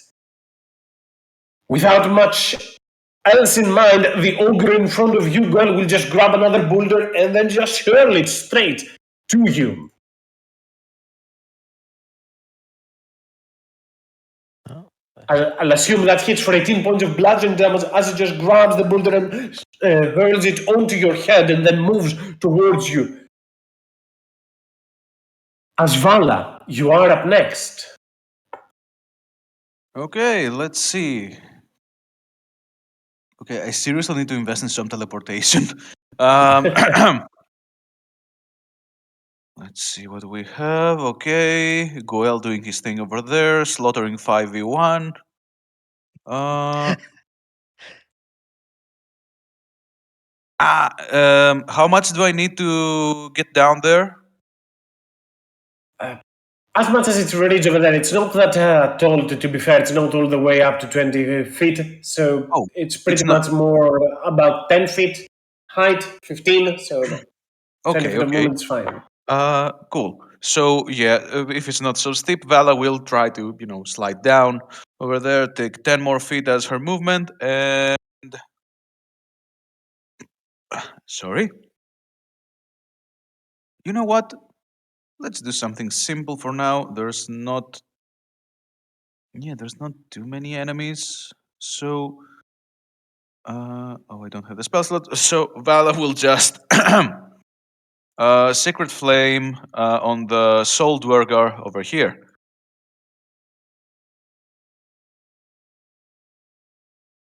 They do have not resistant advantage on the saving throws, but it made it regardless, as the Durgan moves out of the side and avoids the burst of Twilight on them. Anything else, Vala? Nothing really. That's it. I'm happy to be in range. Next. Welcome to the game, Vala. As right after that, the Duergar will move up fourth and try to swing towards Goel. And I'll reply to your answer, Goel, in a second, once we do the break. I saw it, however. Nonetheless, the Duergar moves towards you and tries to slam its Warpick on you, but fails to land a strike. The other ones over to here, this half-orc sees what is happening, looks towards Goel, menacing as it is, and he will move a little bit to the side, avoid striking at Goel, but still strike at the enemies of the drow, as he will turn and aim, grab a crossbow from down below, and aims towards Regulus. Hurl a shot towards there. Does 19 hit you, Regulus? Well, I can't shield it, so yes. For 10 points of piercing damage, as into the distance, a hurl a shot striking towards you as the hands continue to shake. And Regulus, you are up next. Nice. That was a good amount of hit points he dealt to me. For no reason. I will. Does this person seem nice enough to let me into their personal space? Which one? Sorry, I do not see. The one with the big axe. They are restrained and down, so you can just stand above them. The one that's like the axe that's like 2.5 elements tall. They don't have the axe right now because they are captives. I move over here, and I will blast a sunbeam through here. And hit those two. Not at advantage, that's a 16. Let me roll for the other pass. Not an 18, that's a 13.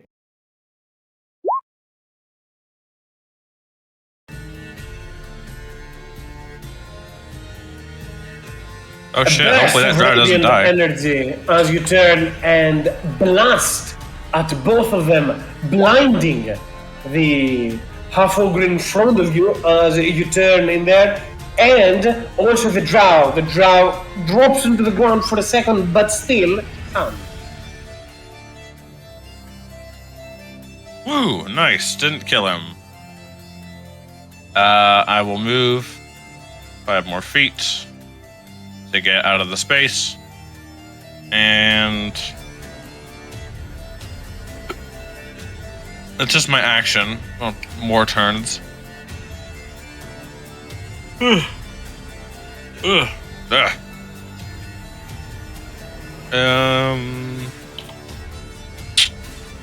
Don't really have bonus action, so that will be it.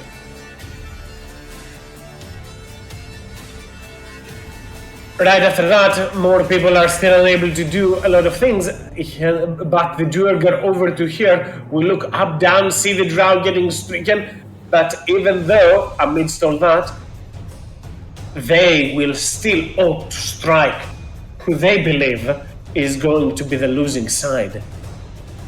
The Duergar moves up forward and, with extended reach and enlarged as it is, will reach out towards you, Regulus, and try to smack you with its whopping.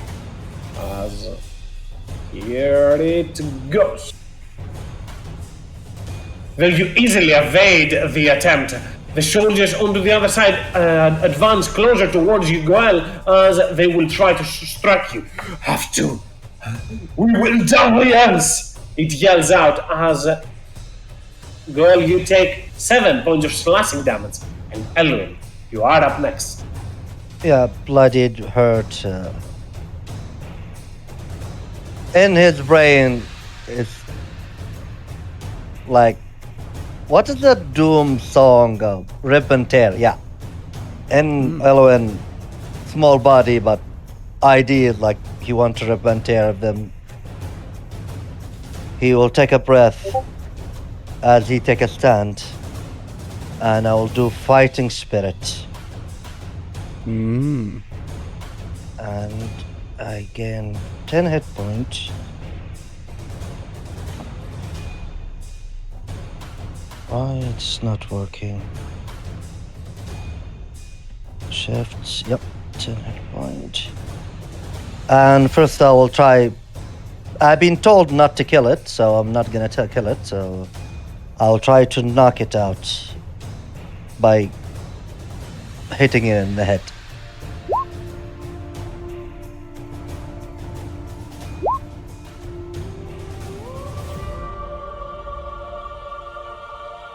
That strikes. They're still up. That hits. And now they'll go unconscious as you turn toward them, strike once, and twice in the back of their head, but barely trying to use the spikes of the Morning Star to more so knock them unconscious rather than actually kill them. Step in his face. And I will attack my last attack. This guy. Oh, where is it? Actually, I needed to make an athletic check. As Which one? I think the Duergar, as he is like grab his side and like try to smack him in the ground, make him prone. As you turn towards them and just bash at them, and they will indeed drop prone, as you have to move there for that, but yeah, that's still fine. You're within range. Yeah. Well, you see small guy lift this huge Duergar for a moment and smack it in the ground. And yeah, we'll stand like protectively now to the party. That's his turn. Jeffries, you are up next. Yes, of course. Not going insane at all. I'll fly 30 more feet. See how they like that.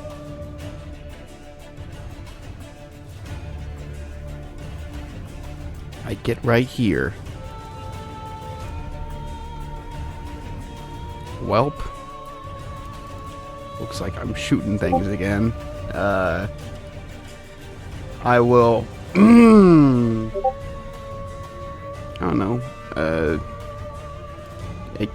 It's obvious this creature is blinded, right? Yes. Then I will shoot at him. So 3 shots. Once I... Don't forget to open up my street.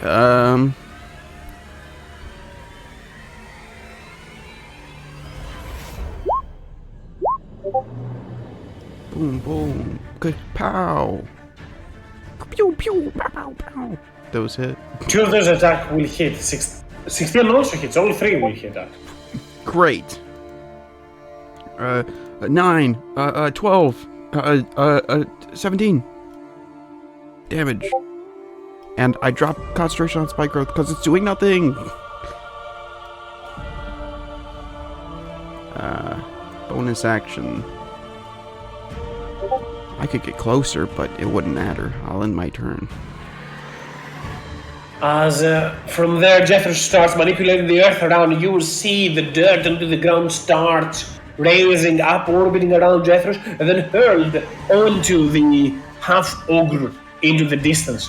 Judas will then turn up forward, seeing those people. He will try and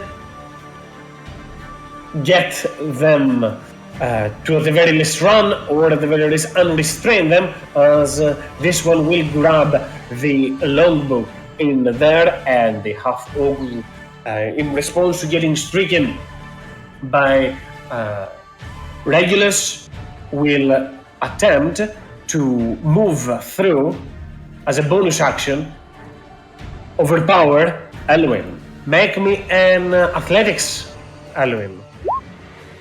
Have to beat the 29, or the creature can actually move through your space. This guy been rolling very high. It is, indeed. I rolled the same dice against it. He takes a step towards through you, as he will then turn and look up towards Regulus, and then attempt to first bash him with a shield. Nope. Well, he didn't roll that high. First with the shield, then with his axe. Nope. And one more time with his axe. Nope. See?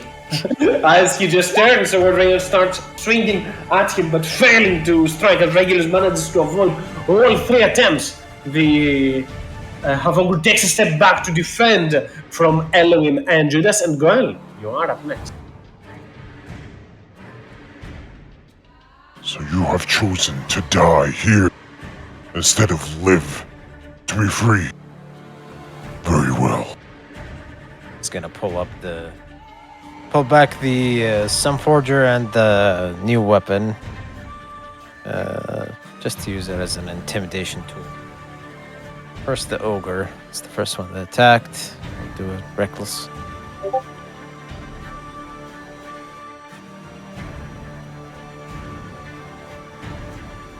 That hits. Just that hits. Yeah. That's on the ogre, right? Yes. He's not a humanoid, is he? It's not. Still standing. I'll hit the berserker next. That hits. All right. Berserker is a humanoid, though, right? Yeah.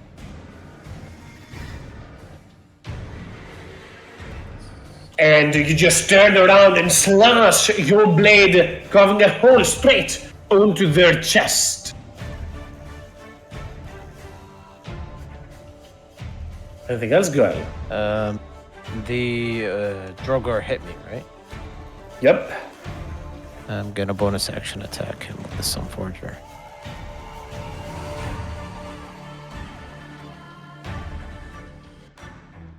Is he that humanoid? hits. I'm not sure. Dwarves? Durgars, yeah. They are humanoids. That's minimum damage. Bashing at their head is still going to be enough to bring them down, as you just turn around and swing into the head. Teeth scattered onto the ground. The Dwerger goes down as well. Fight I think that's with good. me. Fight with me or share their fate, ogre. That's it.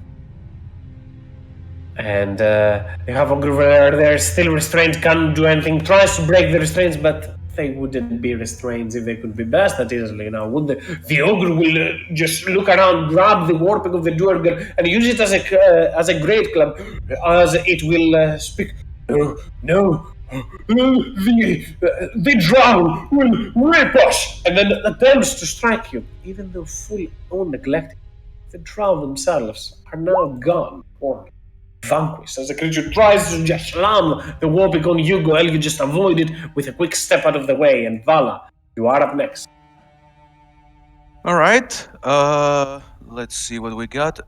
I have a question. Actually, I don't remember that. Do the Dwargers enlarge themselves using the enlarge spell or an ability, a magical ability? I don't think it's even magical. I think it's a racial trait they have. Give me a second. If it is considered magic, but it's not a spell. It's not a spell, so it can't be really dispelled. All right. Okay, yes, then just a humble Twilight Smite on the same Dwargar. And that will be it for now.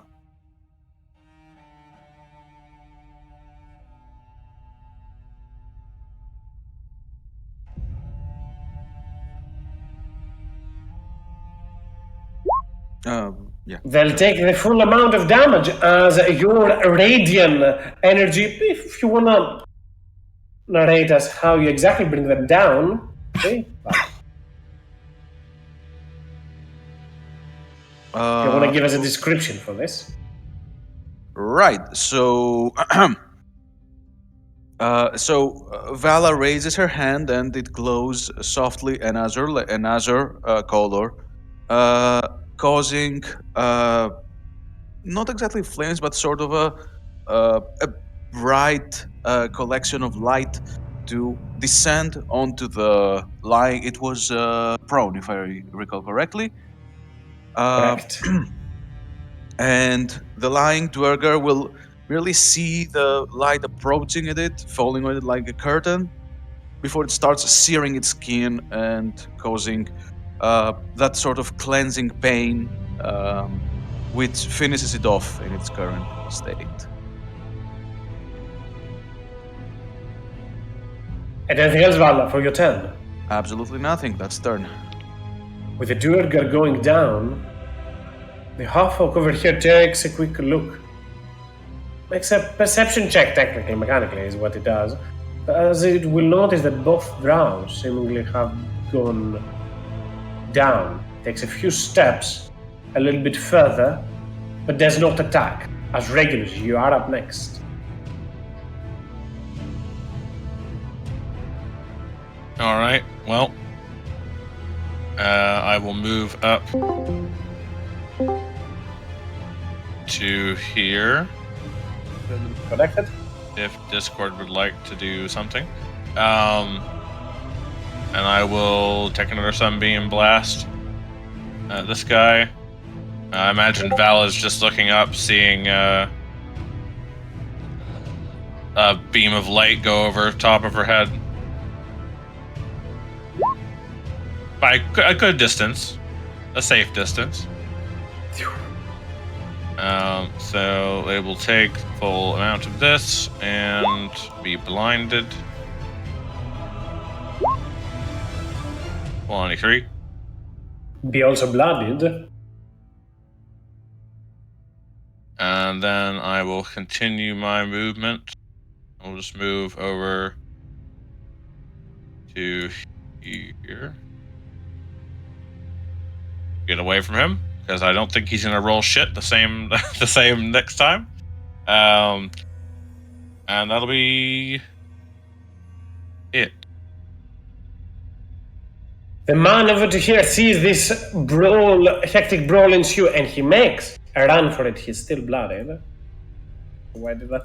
As he will get up and then dash, and you will see him jumping out of there to try and get away as fast as possible. He turns, looks left and right, panics, and then rushes up forth as he starts plummeting down to a good amount of height, but still takes some full damage from that.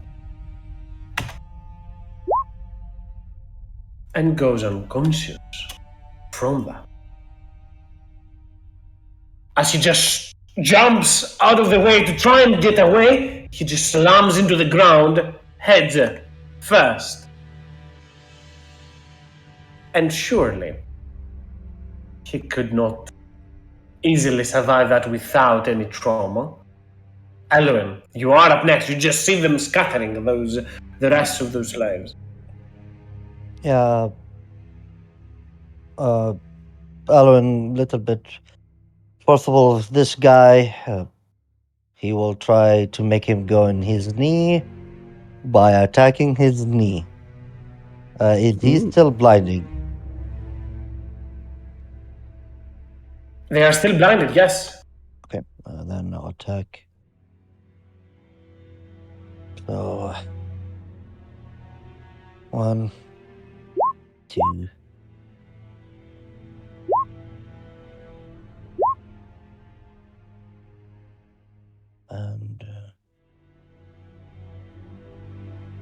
And after 2 attack, I will grab side of his knee and I will throw him on his face. Let's give it a go. This time you will, as you just grab his knee and pull it fast as he just slams down to the ground. Yeah, stand up, putting my leg, bare leg, because I'm only wearing a tattered cloth.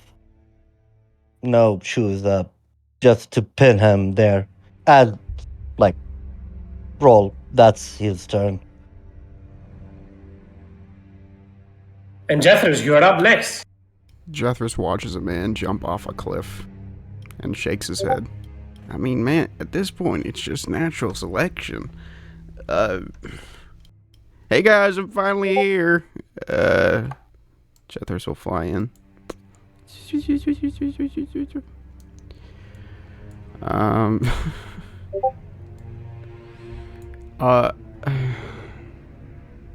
It's prone. I'll shoot the ogre, I guess. Go for it.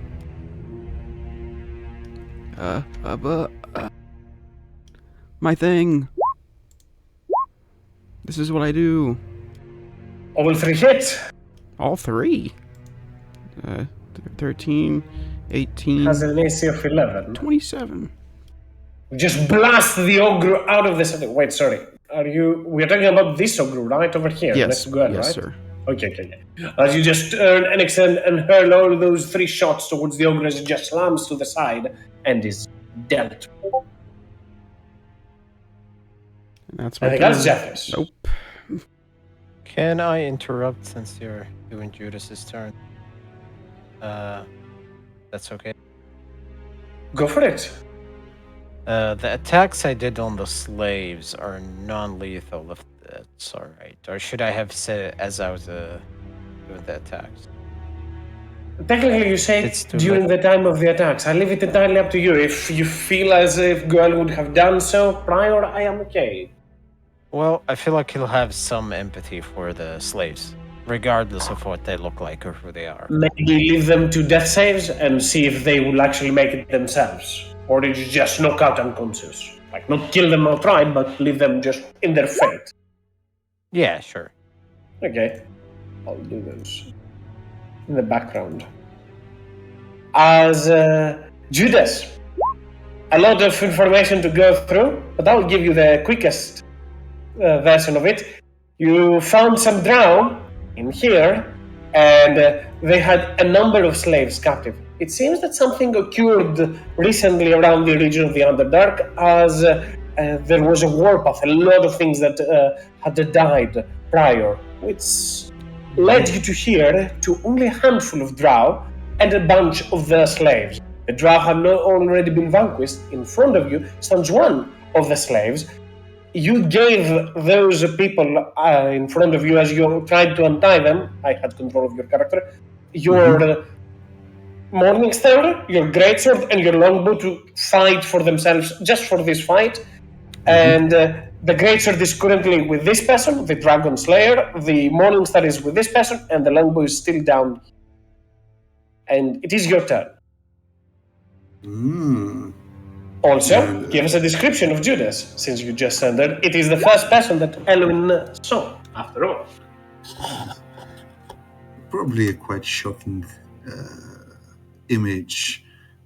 This elf with sorry hair, a crown of thorns on top of his head, constantly seems to be weeping with blood. Wounds over his body, when closer inspection, are actually pulsating tattoos of thorns that are basically inflicting wounds upon him.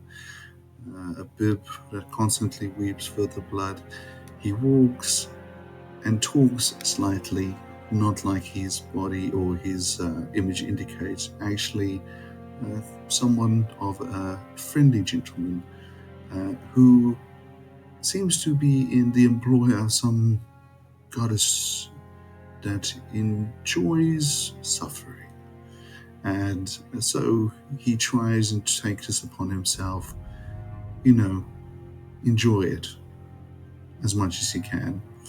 And this sometimes brings him to conflict with others.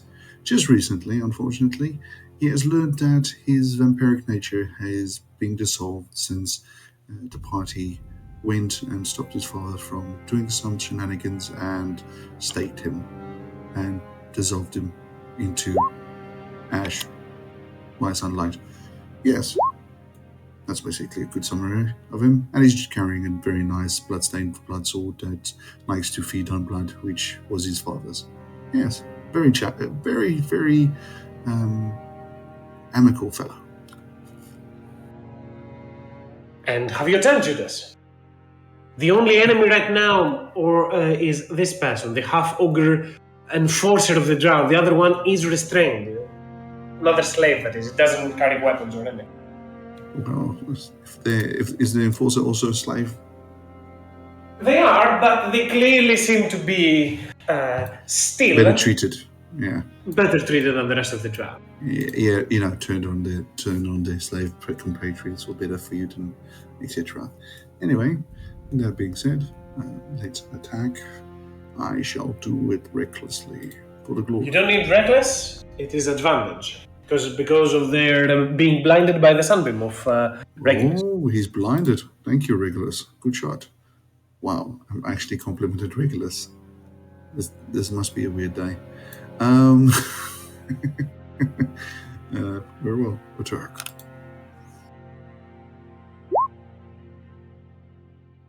That hits. And then again. That will also hit for 22 and 22. 44 points of damage as you turn towards them. Judas slice once and twice. At the feet, the gladiator down on the ground tries his best to defend, but he is failing to do so. Anything else, Judas? Come for me, boy. That's me. He stands up, blinded as he is. Sorry? Is that his sound? Is that Judas' sound? No. Ah, okay. Not usually. They'll get up to their own feet and they start lashing out. They drop their shield to the ground, just grab the axe with two hands and start lashing at everyone around, just in a circular movement. First attack towards Eloin at disadvantage. I think that still hits. You think. I love it. For a potent cut as the next attack goes towards you, Judas. Did the attack go to who is this? Is this our new person? Yes. Yeah, hi there. Hi there. Considering the fact that you are a new person of the party, and Judas would consider this already so, Judas will use his reaction to take that slash. See? I knew Welcome it. to the team. I did it earlier as well. Judas for them. I knew that Judas would do it. As you will take the 32 points of damage, and then they will try to slash at you, Judas. Go for gold. I think that hits. Yeah, well, that definitely hit. Yep. As he just turns around and swings with his axe, striking both Judas and Eloin, but the attack seems to have done more damage to Judas than Eloin, then just slashes one more at random. One is Judas, two is Eloin. Towards Eloin. For another 26 points of damage, the creature does not see, does not know what's happening around it, blinded as is. It does not expect the drow to go easy on them, even if the drow are already gone. For a blind orc or enforcer, he's doing quite well. Apparently so. His previous self, he was not blinded and he missed everything, but, well, that's the die sometimes. Goel, you are up next. Gonna charge at this guy using my bonus action. And do a couple of backstabs at him.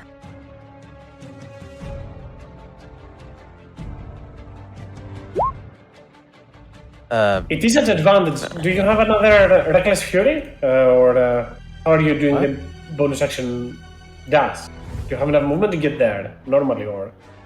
No, 45 feet is my movement, so I have to bonus action dash. Okay. Rolling for advantage. Favored enemy, yes, no? They are giant, these ones. Okay. Ugh. What? Okay. 12. Second attack.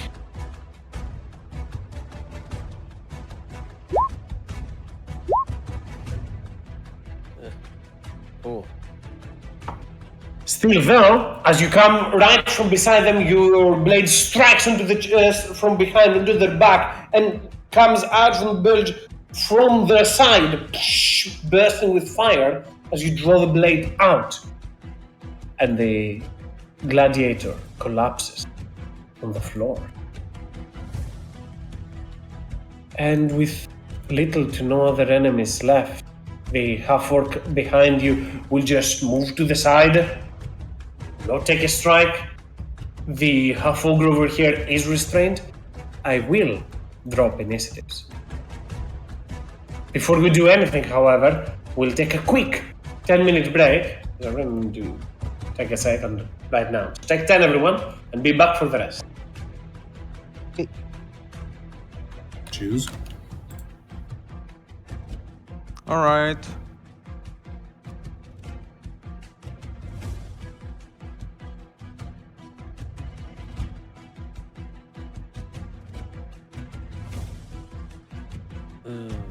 Blunder. Blunder alert. Blunder. Don't get the bonuses for the sword unless I activate it as a bonus action.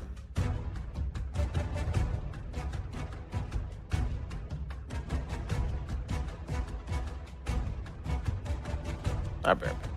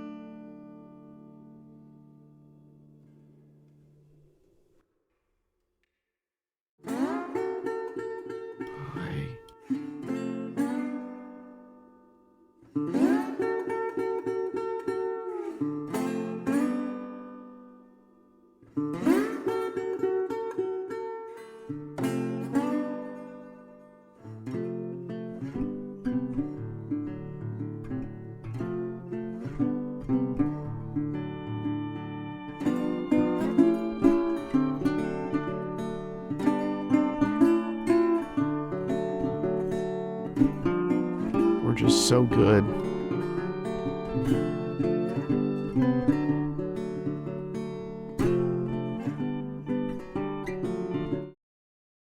You get the chance. Yeah, that's good. We're just way too good at the game, so we beat everything so fast. Absolutely. Why This is I usually feel how that dungeon crawls go. The moment that you go into a dungeon, and by the time that you're finished, it's like an hour past or something, and you still have. If you start early day the dungeon, then that's how with teleportation it usually happens. You have to wait for the full day to pass before you do anything again.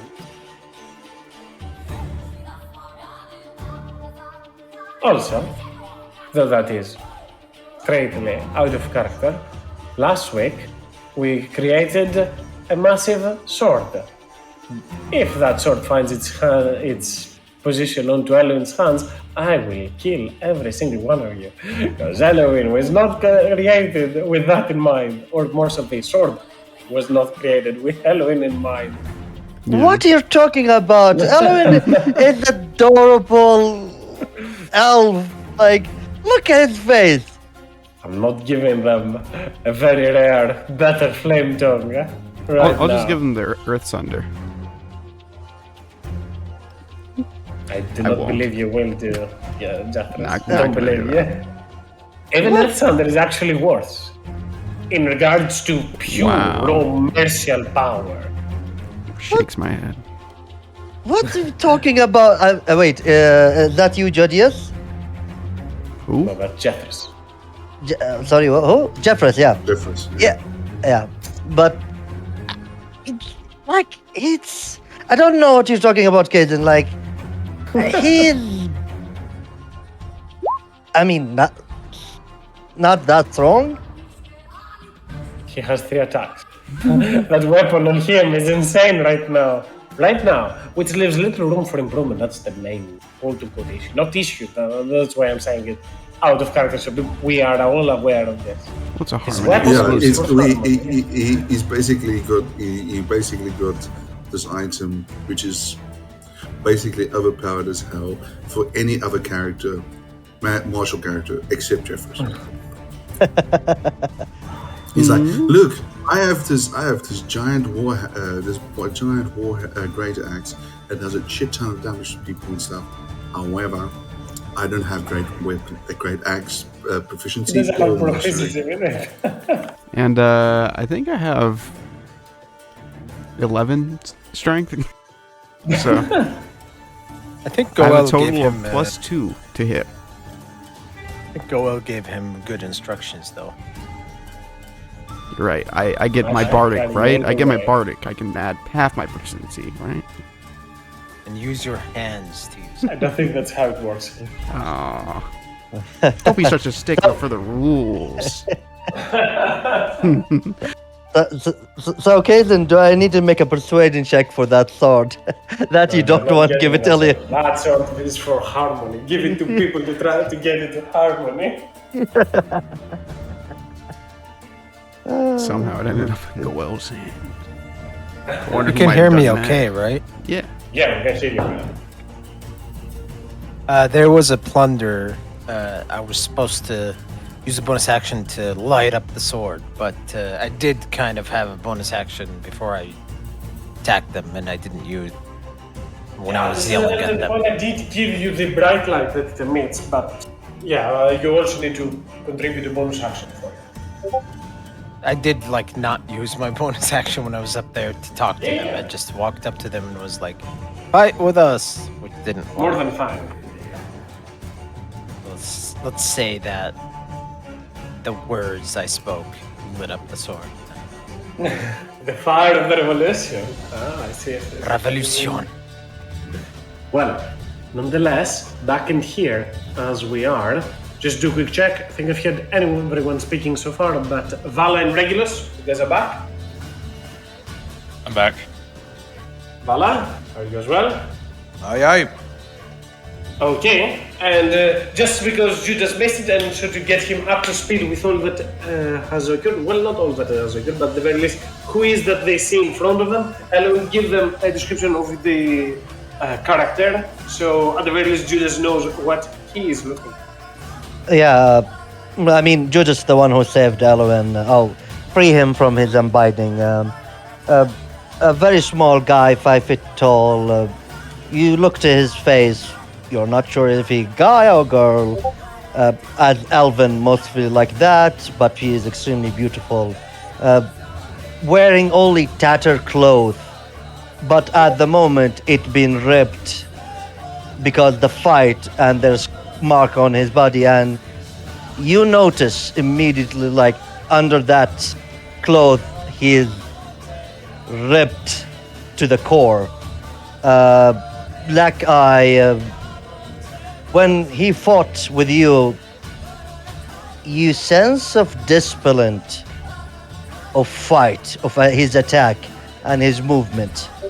He's not going around hitting everything. He's think, then he attack.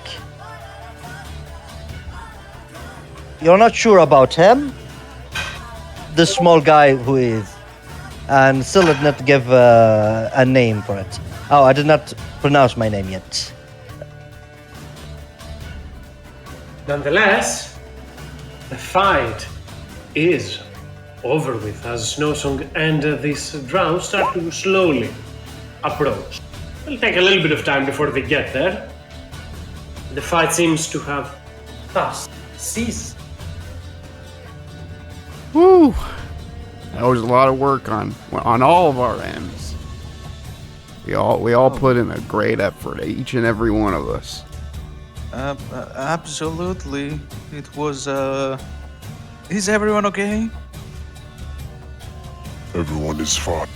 These slaves chose not to fight with us, but fight against us. And I am not sure of their fate. Some of them may have died. Not very smart. I see as some of you have joined us. Yep. Oh, you mean them? Yes. I think it was self-explanatory, Jeffers. Well, I mean, I did just get here. Ah, sure. Sorry, took a few hits. What are your names? Look to the tall orc. Elowen. Thank you for freeing me. I have my life is debt to all of you. And look to Jadis. I think that's for yours.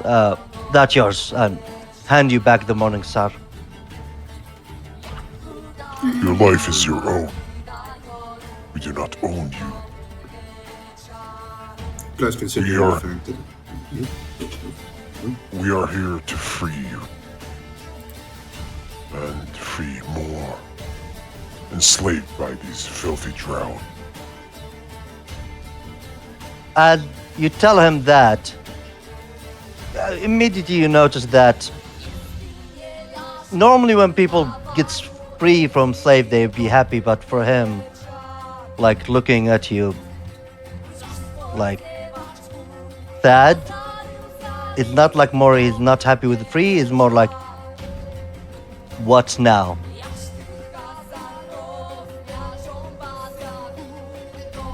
See this mark on my shoulder. I was a slave once like you. I was able to find life beyond this. You can as well. You may fight with us if you want, or you may choose your freedom and walk away. That is your choice. If you wish to join us and free more of our kind, you are more than welcome. He clenches his fist. I'm not. I can help. I'll do what I can. I'm not a. I look to. How to pronounce his name? Regulus? Regulus. Regulus. Yeah, I'll look to Regulus. I cannot cast a spell or bless people with light. Not doing healing magic, but a little I can just. If I have a weapon in my hand, I can give a little assistance to all of you. I will be glad to help you, all of you. And Enough. and Not fret. go ahead. Go ahead. It's me or you? I can go. Yeah, go ahead. Do not fret. Even the weaklings have use in our fights. And he gestures toward Jethris and Vala. Hey, he didn't gesture. He didn't gesture towards me for once. As you say that, he looks back, not noticing you were behind him, and then he also gestures to you. I was shooting that thing you were attacking the whole time. I'm That is hurt. precisely my point. You are valuable regardless of your strength. Oh, Then you have my assistant as much I can. The name is Elowen. I believe I said that before. hi. Well, Also, if you keep that money star, consider the fact that we are still underground and there might be more people trying to kill us. It might be better that you have the weapon at hand. Are you sure? This weapon seem... And I look to the dragon head. This weapon would seem very valuable. Weapon is like, how do you put it? Like food or like sleep. It's valuable as long as you need it. If you don't need it, then it's not valuable. It's just a piece of metal, to be honest. what Judas is trying to say is that he's fallen in love with a different weapon this month, so you can freely use this one. You hurt me, but then again, you know I like it. Not to you. Thank you. Ellen, so how old are you? From what I realize, she has a very small frame. She has a very small frame, right? Yes, I have a small frame. Is that a problem? No, I'm just impressed that someone at your age might find themselves down here. I've been in captivity for 7 years. Turns out he's 200 years old, older than Vala. It's very likely, actually. Gosh, Are you saying you that? whippersnapper? Are you saying are you asking his age? Yes, no, Vala will legitimately ask about Elwin's age. Oh. He will think about it a little. Oh. It's strange to ask someone age. May I know why? You just seem very young for someone to have survived this long in captivity.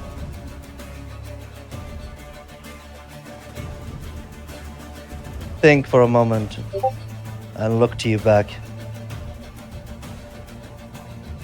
117. Right.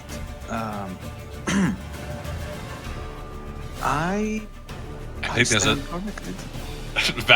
Regulus taps Val on the shoulder and just points to like a vague direction around here, which is probably not inaccurate. You probably could find a shovel if you want to keep digging. No, I will prefer to keep my mouth shut and just introduce myself as Vala. Nice meeting you. Actually, I'm glad for meeting everyone here. And just to give you a warning, this is only half part of this group. That's half? Oh. Man, we can wipe this guy out like in 2 hours. Well, now we probably should. We were intending to find a place to rest. At least long enough for us to regain some of our power.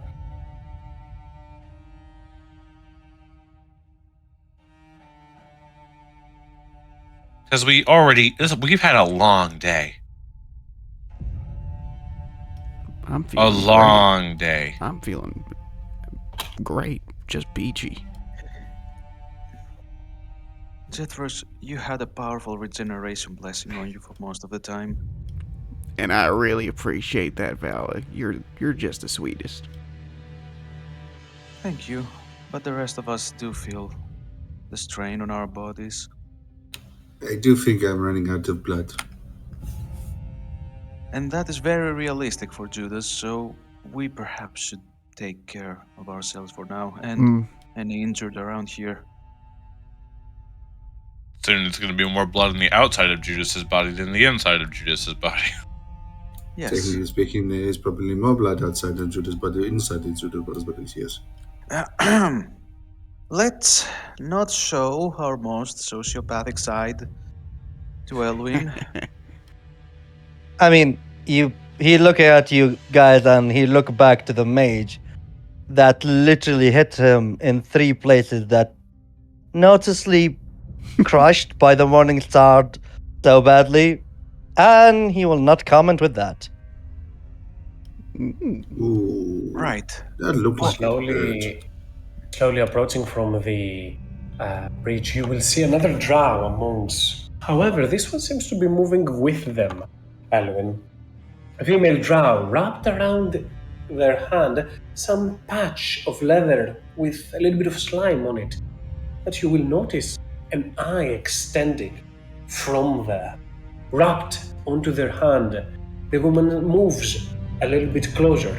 Your new allies do not seem to be hostile towards them as it currently stands. She moves a little bit towards there, looks towards the drow that you've killed, hasn't introduced herself by any means, and then turns her interest, curiosity, or attention more so to the other drow. Checks on for a pulse. This one will work, she'll speak, and she will drag them a little bit further from the rest.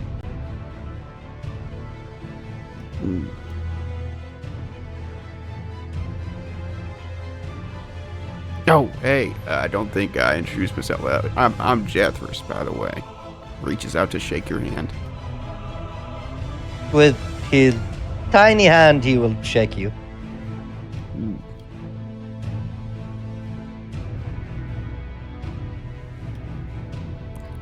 So, I mean, obviously we're going to take a rest because these guys are a little weary. Do you know where the rest of these people are, since you know this is a couple of them? I shake my head and Damn. I've been recently sold to these two people. And while being traveling, we faced some strange creatures. I'm not sure what they are. They look like a raven, a head of a raven, but they can walk on leg. Feather head, claws. Are they really big? Carry a weapon? No, they seem like I point to what's his name now? Oh no. What's his name? How to say Goel. it? Goel. Yeah, because I believe Goel is the taller one. Is that a good assumption? Mm-hmm. Yeah, so I'll point to Goel. They same as size. They lanky? Lanky. Like, got spindly arms? No, Emaciated? Thin but strong. Thin but strong. Yes. Ooh. We did not. I did not. We immediately split, and we've been pulled to the side. I don't know what they're these two talking about, but there's some maybe waiting for someone to come. The drow will turn around hearing all this and speak. I think he's speaking about creatures of the Underdark. Could be they are known as. Horde of them moved around, and she turns and speaks towards you, Elwyn. Cut off your path toward everything on their path. Slashed and cuts, Ronan's might, talons and beaks.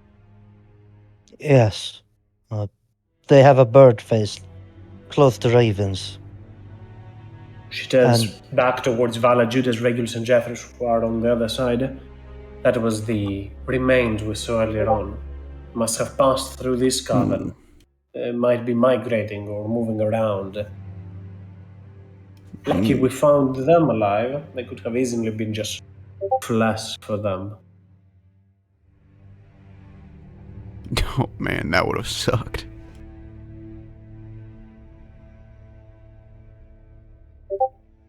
Well, glad you're This okay. place looks safe enough. At least for the time. We've done a long journey up towards here. We can stay. Rest. Sure, we all need one. Yeah, you guys take a load off. I'll make some fortifications, he says.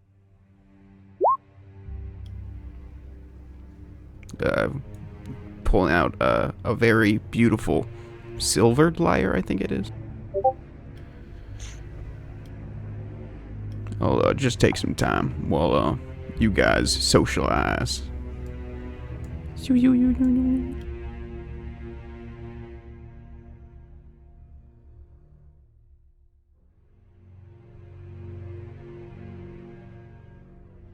Right. If anyone has any heavy ones, let me have a look at them.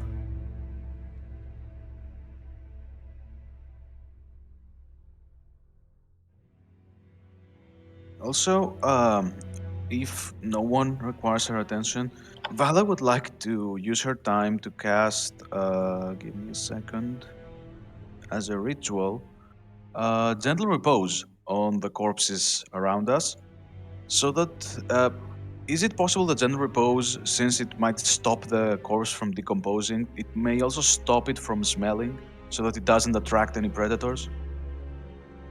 Might as well. Sounds like a cool and neat idea. As you need to, I believe you need to put like 2 copper pieces on each head or some coin. I don't Yes. think you need a coin, any coin. Yeah, to 1 copper piece. Usually it's a coin, but yeah, if there's any sort of metal or if they have coins on them, Vala will be using those coins to to also help usher their souls to the other side and to prevent their bodies from attracting any creatures that might be lurking around here.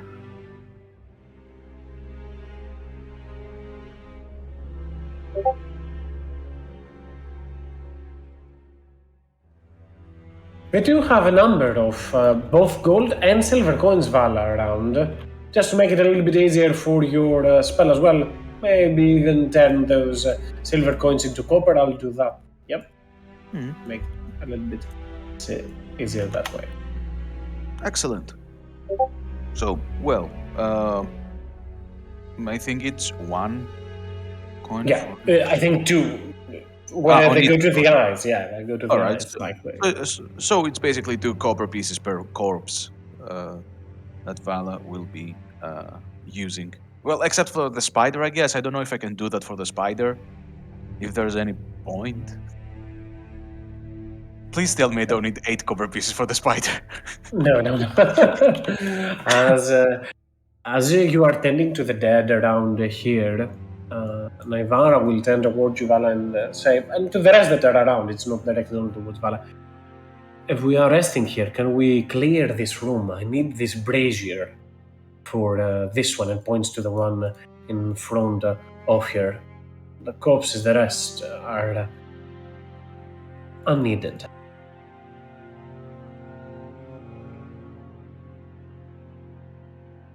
What do you plan on doing with the brazier?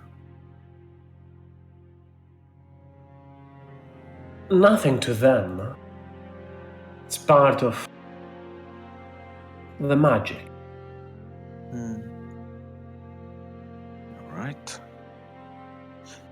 Once I'm done, I can help you with that, but if someone else can provide their assistance. As you say that, Goel is gonna come by and say, I've gathered all the injured. Some of them need attention to stay alive. Stabilized most of them. The big ones that would have been useful to our fight have died, unfortunately. Every help is valuable. If anyone can help, bring them back.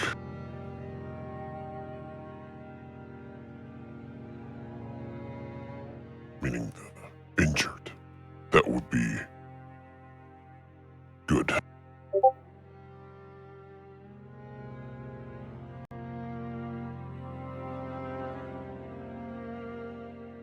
ooh, I think we lost her.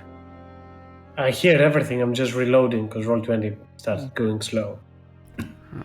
Jethris will be able to help once he's not building a wall. But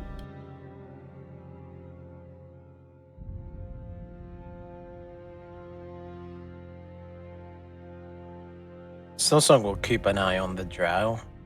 Not sure what she's gonna do with the unconscious one.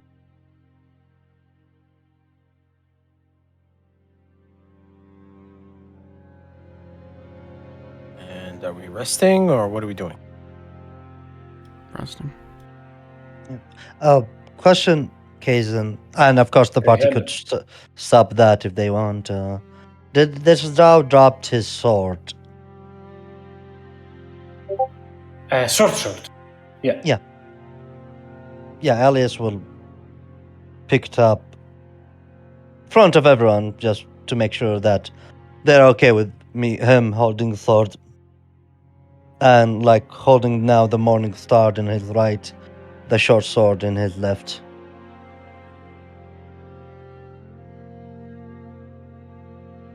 You understand that there is magic, obviously, onto the Morning Star. If you will, you can even choose to attune to it. I'm not sure if you're trying to. I will say unconsciously I will attune to it. Put it onto your items tab now, to your folder of items.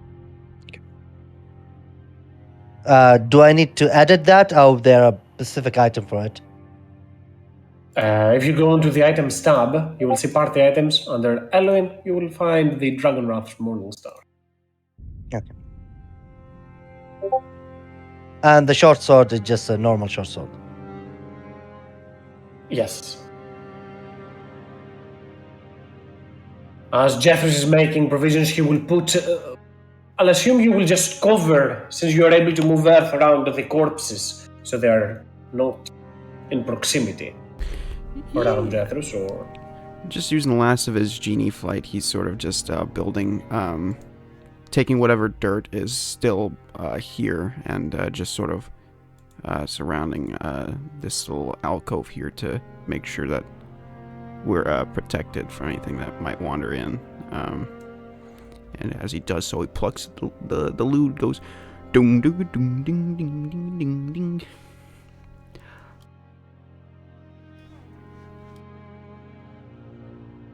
Maybe does a little song. Just past Madron, there's some mountains. On the mountains, there's a place called Falls Cliff. And it'll just make a wall. Midland roads, take me home. Is that how it goes? Yeah, it's pretty much.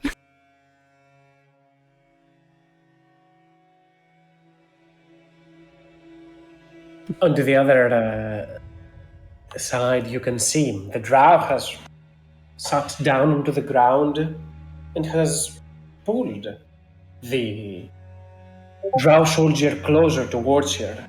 His head rests between, on top of her chest, between her legs, as she holds him close and whispers words to his ear, though the drow is obviously unconscious. You see Elwin, this strange little creature, flap out its wings and attach itself onto the center, the chest of the drow.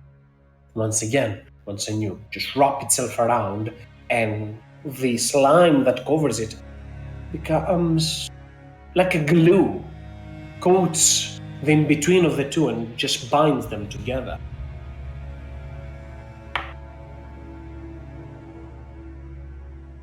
Mm. Let's say Goel was busy with the slaves as this was going on. And She does not do the so as if she's trying to hide something. Obviously, if you don't want to see that, that's fine, girl. I'm just saying that she's not being secretive about this. She just seems to be standing over there doing her own part. okay, Goel will walk in while she's doing that mid.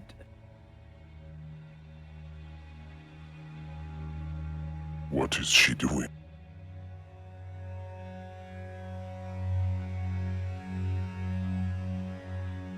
Can someone answer? I don't know. Dancer, if very good. This is our prisoner. We do not trust her. What are you doing? Calm down. She will raise a single finger from one hand as she still holds and supports the head of the drow, as if in a signal to wait for you, Goel.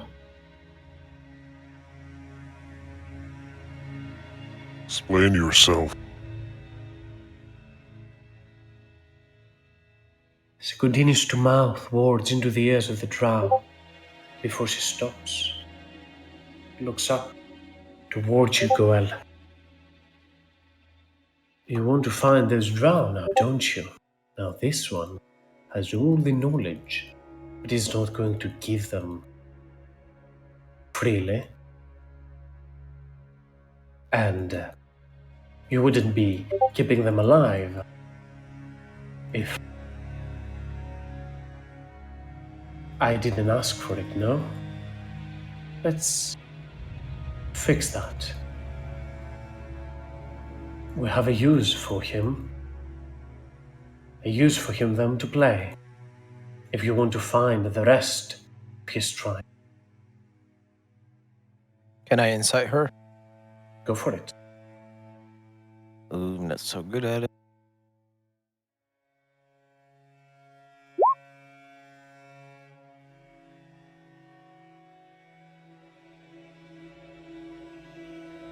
The way at the very least that she speaks, the way she explains this, it is phrased in a way that makes sense to you. She's not being manipulative or deceitful about this, nor picking her words. She's mostly trying to cater to your understanding, perhaps.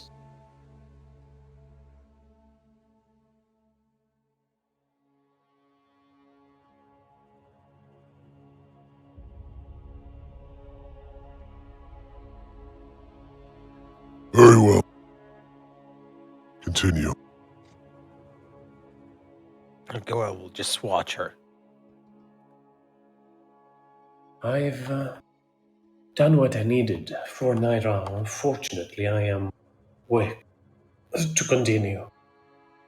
But after I've done my trance, I should be able to finish this job. I would advise to be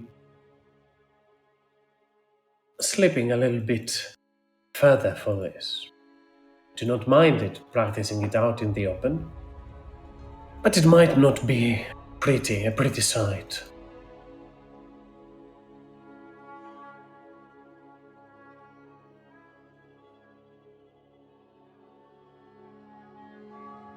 Consider yourselves warned. Goel will not move his gaze. Still looking at them.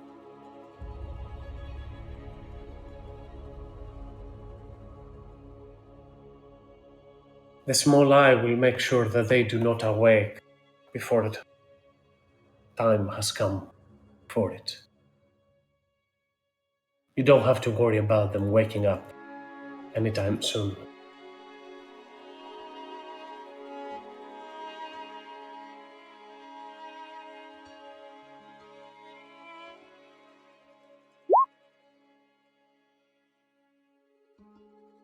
And does anyone have any torch, oil, anything flammable? Might be best for us to diminish the fire here, at least for now.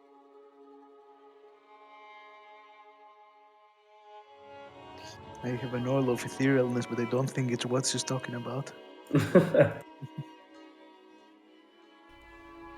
But I'll throw some dirt on the fire. I'll need it to reignite it after, she will say. Oh, whatever. Ah! this whole place dims down.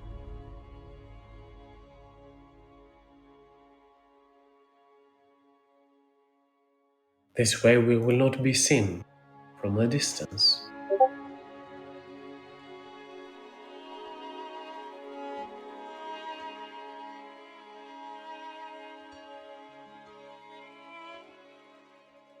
Goel's sight is unaffected.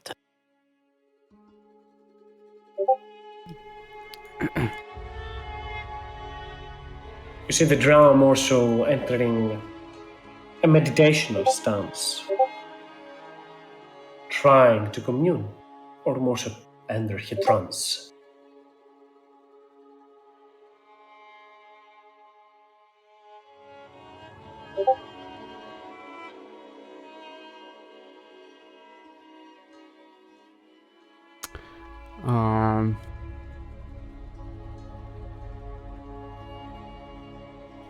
I'm gonna.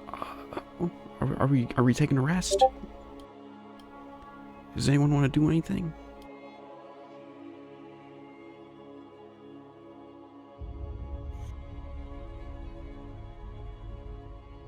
Well, don't think so. But Jethros, I'm asking we should. out of character, but yeah, what's up? Oh, right. Jethros, we should be taking the first watch. We are the ones in the best condition. Yeah, I can take all the watches. Can't see shit though. Please don't do that. Why? He does have the ability to be awake the entire time. By the way, if you don't know. I haven't told anyone that. I'm Well. just insomniac in character.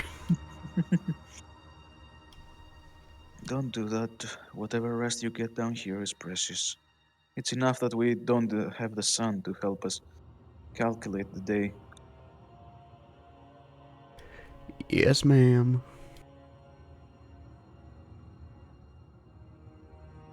You will rest and you will like it. I look into the shadows on my perch on the wall. Can't see past his snout.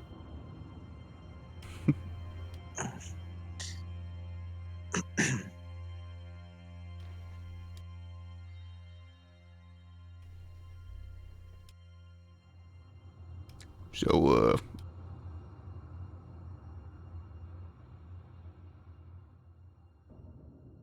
scary shit down here, says to Vala as they take watch. Yes, I had heard about how sinister the Underdark can be, but I never dared imagine something like that. However, it does have, if you look past the monsters and the drow and the slavers, there is some otherworldly beauty in this place. I guess mushrooms are nice. And the shiny stones. I haven't really seen any shiny stones yet. Besides the shit that Goel got out of that slimy bag.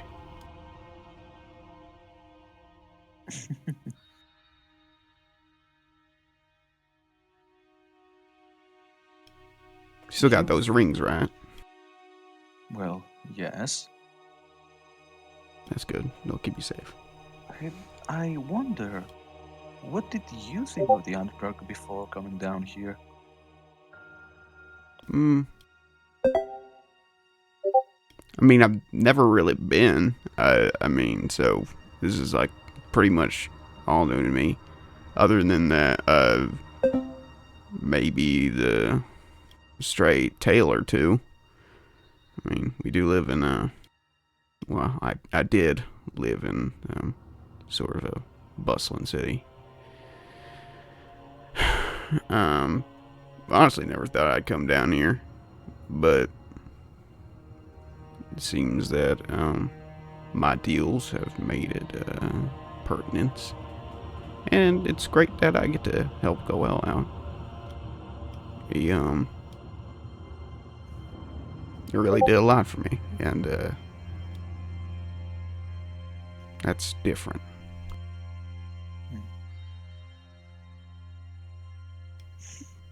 I do hope he finds what he's looking for down here.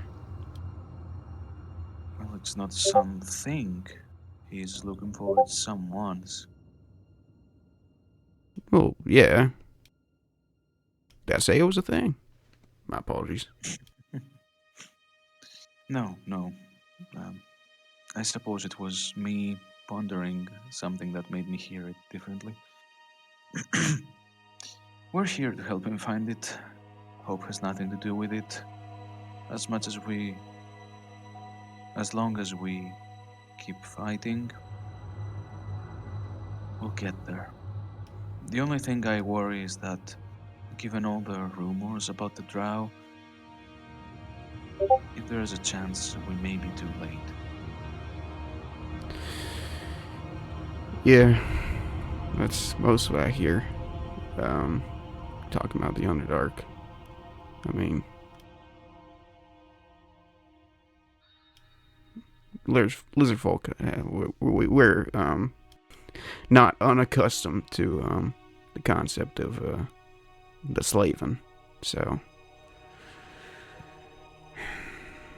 and I hear they're particularly frightful in their punishments down here. And very inventive. I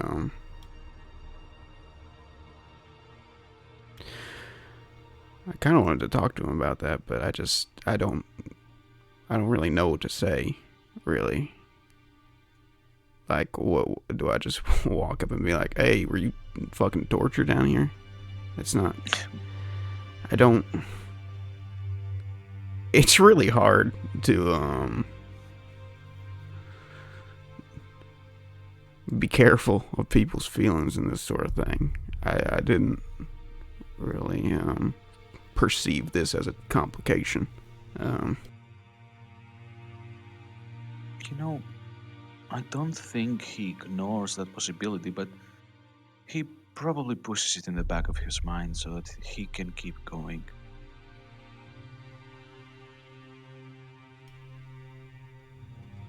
Well, that's not healthy, right?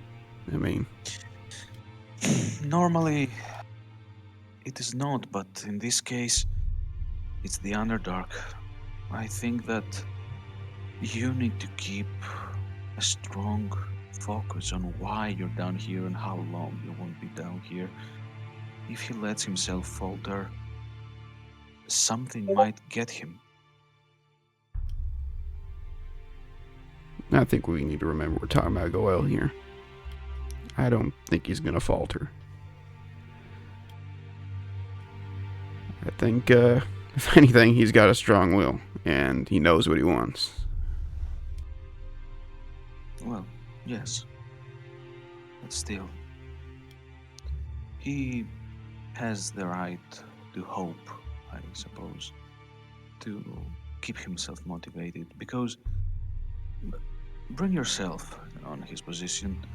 If it was your people, your old folks being down here, and Vala will stop for a moment, realizing that the way she spoke about Jeffrey's parents, she used the words old folk, realizing she's, Jeffrey's speech pattern is getting to her.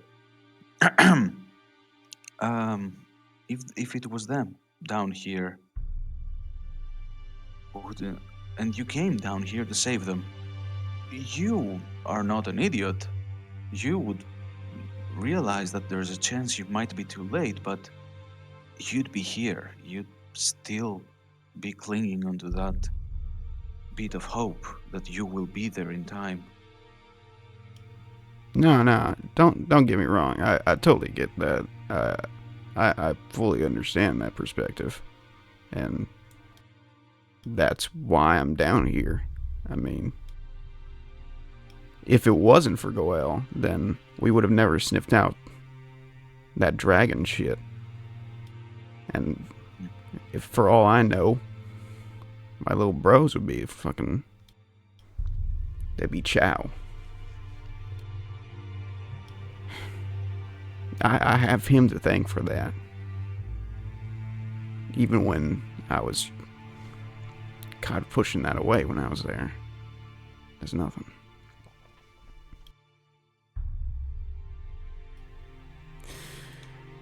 Hmm. That's why I'm here. If he was persistent enough to keep my family safe, it's the least I can do to repay the favor. Hmm. And I want to. You know, Jeff, there's something interesting that's been happening to me since we came down here. You see, I do not consider myself to discriminate uh, races. I, well, by decree of the goddess, all the people deserve to be respected and shown kindness. However, there are a very few exceptions. First, it was the orcs. You know, my people had a long war against orcs.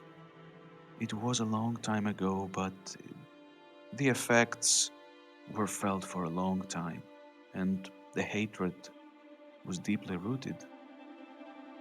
Then it's the drow, the people, the cousins of my people, who have sworn themselves into obliterating all that the Seldarin stand for.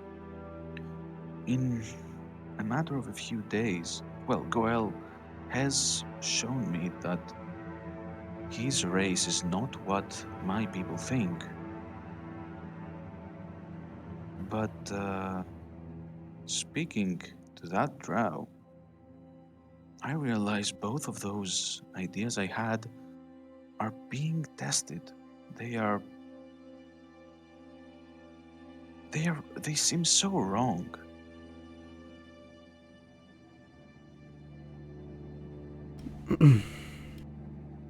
Well, yeah, I think everyone has preconceived notions, especially with the people that roam in the dark or live outside civilization.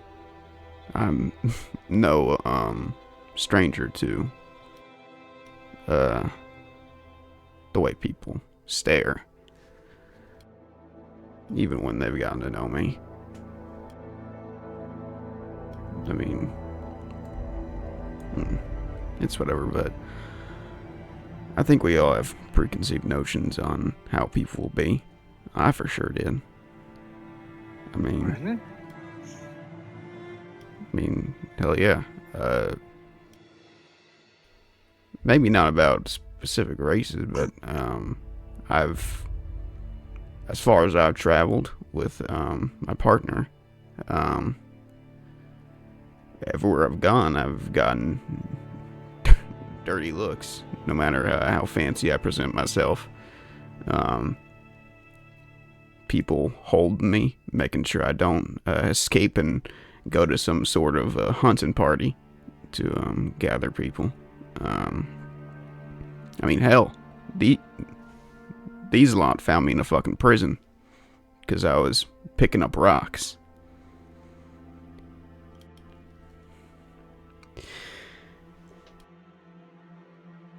Wow. I have I've lived my life just assuming that people are gonna kick dirt in my eyes. But I don't think I feel like that anymore. It's been tested and broken after hanging out so long with these folk. It's strange. It's strange. Well, you can say that again. I think you are the most commonplace creature in our merry company. Well, maybe that's Elwin anymore, for as long as he remains with us, but think about it. There's an orc, there's tritonic tiefling. There's a vampiric elf. You're pretty much the most commonplace creature. Isn't that fucking insane?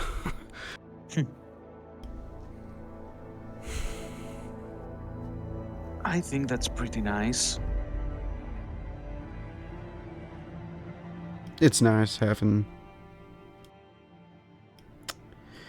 I was taught to, in, college, to try and put myself out there and put myself in front of everyone and, speak.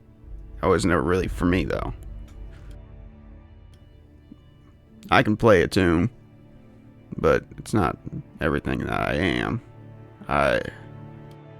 It's nice having people's eyes be on someone else. Not everything on me. I appreciate that of this group. Even if it does affect the others.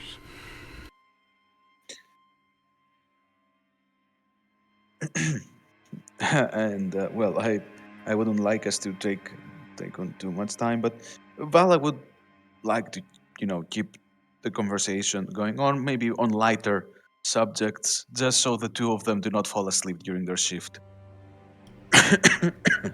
Yeah, just to finish out, Jethers would be like, Oh, of course. I really do appreciate you keeping me alive through all this.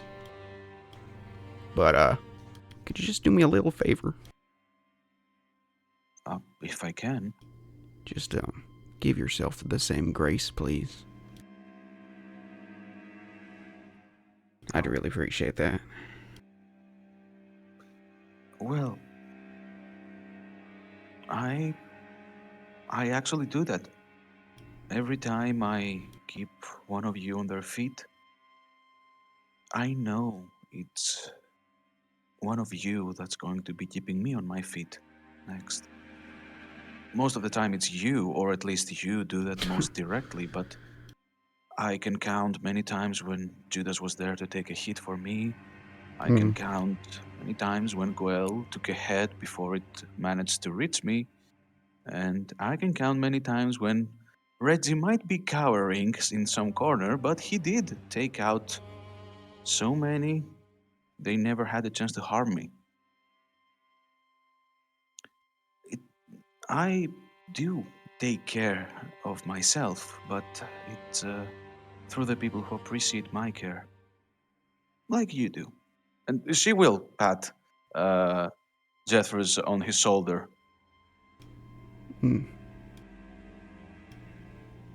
Just, when in that hallway with all the slimy things, I got a little what's scared, I guess. Worried? I mean, I was alright, but I feel like we kind of flubbed it on keeping you safe.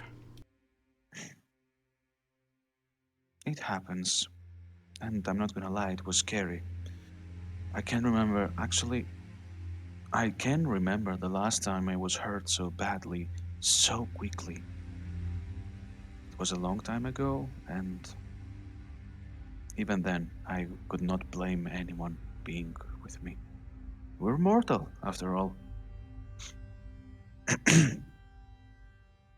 There will be some point when fate will decide we are not to be saved.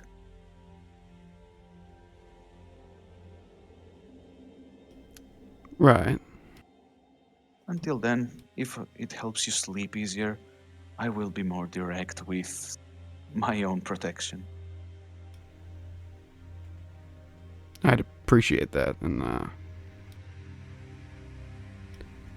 I'll be trying the same.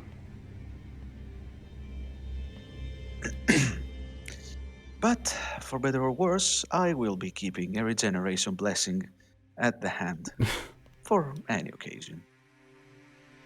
Yeah, probably for the best.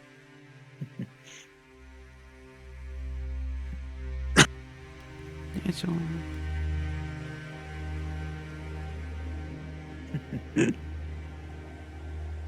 A few hours after, I'll assume Vala, after you've done your shift, which is usually 2 hours, you'll go to try and sleep, right? Yeah, and let's wake up. You know what? I really want to see a discussion between Judas and Reggie. So how about we wake them up, Jethros? Yeah, sure. The dork and the maniac. Let's see what happens. Regulars. How? What? What? Oh, wake up, man. Time to get up. Judas. Oh, am I doing a shift? What? Yeah, it's your turn, I guess. I feel like I could have done it, but you go. Judas. Come on, I know you can go without sleep. You're up on shift. Suffering you all impose upon me. Probably why we're friends. Okay. Don't worry. Worst case, sleep deprivation is a prayer to your goddess or something. Probably. The bitch enjoys it so much. The problem with too little sleep is, once again, I sometimes hallucinate things like you and, what was that girl's name? Anyway. Alright, whatever you do, don't kill Reggie and don't die. How would I kill Reggie? I know what I said. I'll go sleep. Yeah, we'll see.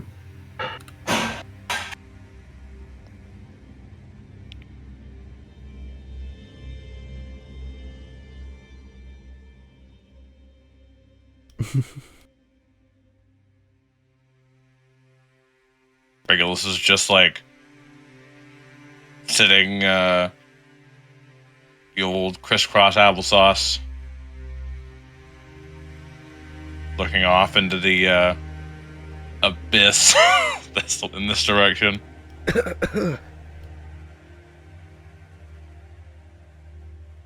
Aren't you supposed to be asleep?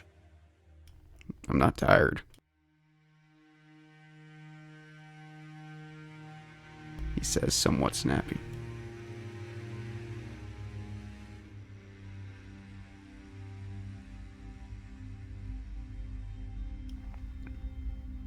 So,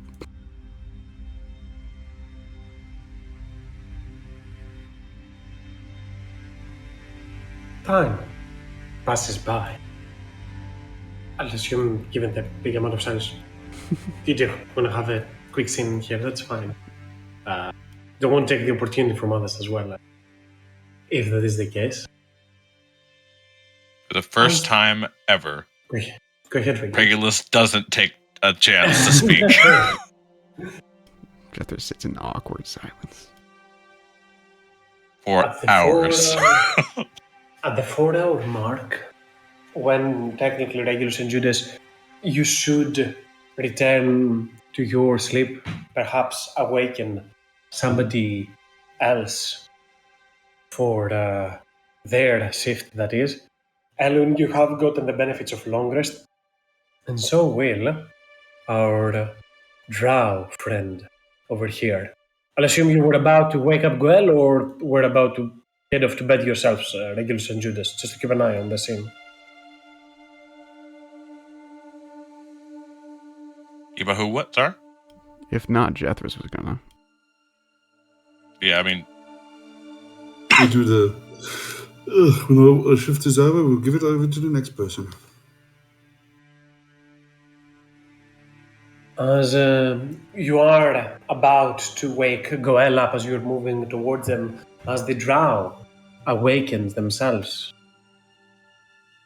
she will look around, notice that you are awake, and speak. Did not expect to have that much crowd for this. If you want me to wait until you're back to sleep before I start doing my magic. Now's your chance, speaking to Judas and Regulus mainly.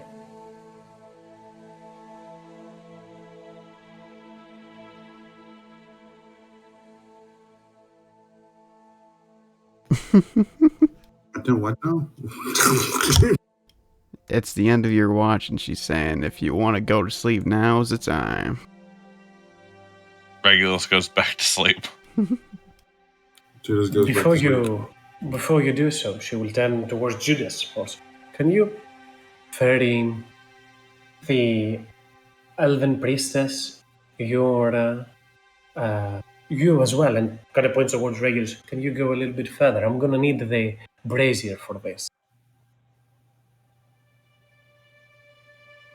Telling Regulus to go sleep somewhere else. A little bit further, yes. Needs the brazier Go over away. here. Fine. I will go and sleep on a different rock. Nice, no song. Another round. Oh, well. Crazy people. Sleep time. She points towards Vala, who Judas left behind. I will- Kind of just turns I will towards animate an Jeffers. object to, I'll animate Vala's bedroll to fly her over here. Ding, ding, ding, ding, ding. She'll drag the drow body close towards there as she will light up Can the I brazier once anew.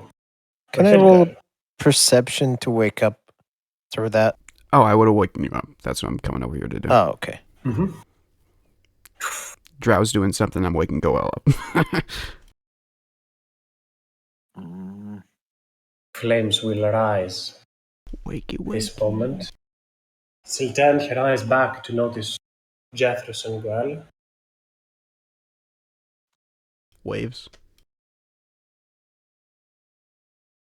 Well, let's see now. She'll turn her gaze down towards the drow.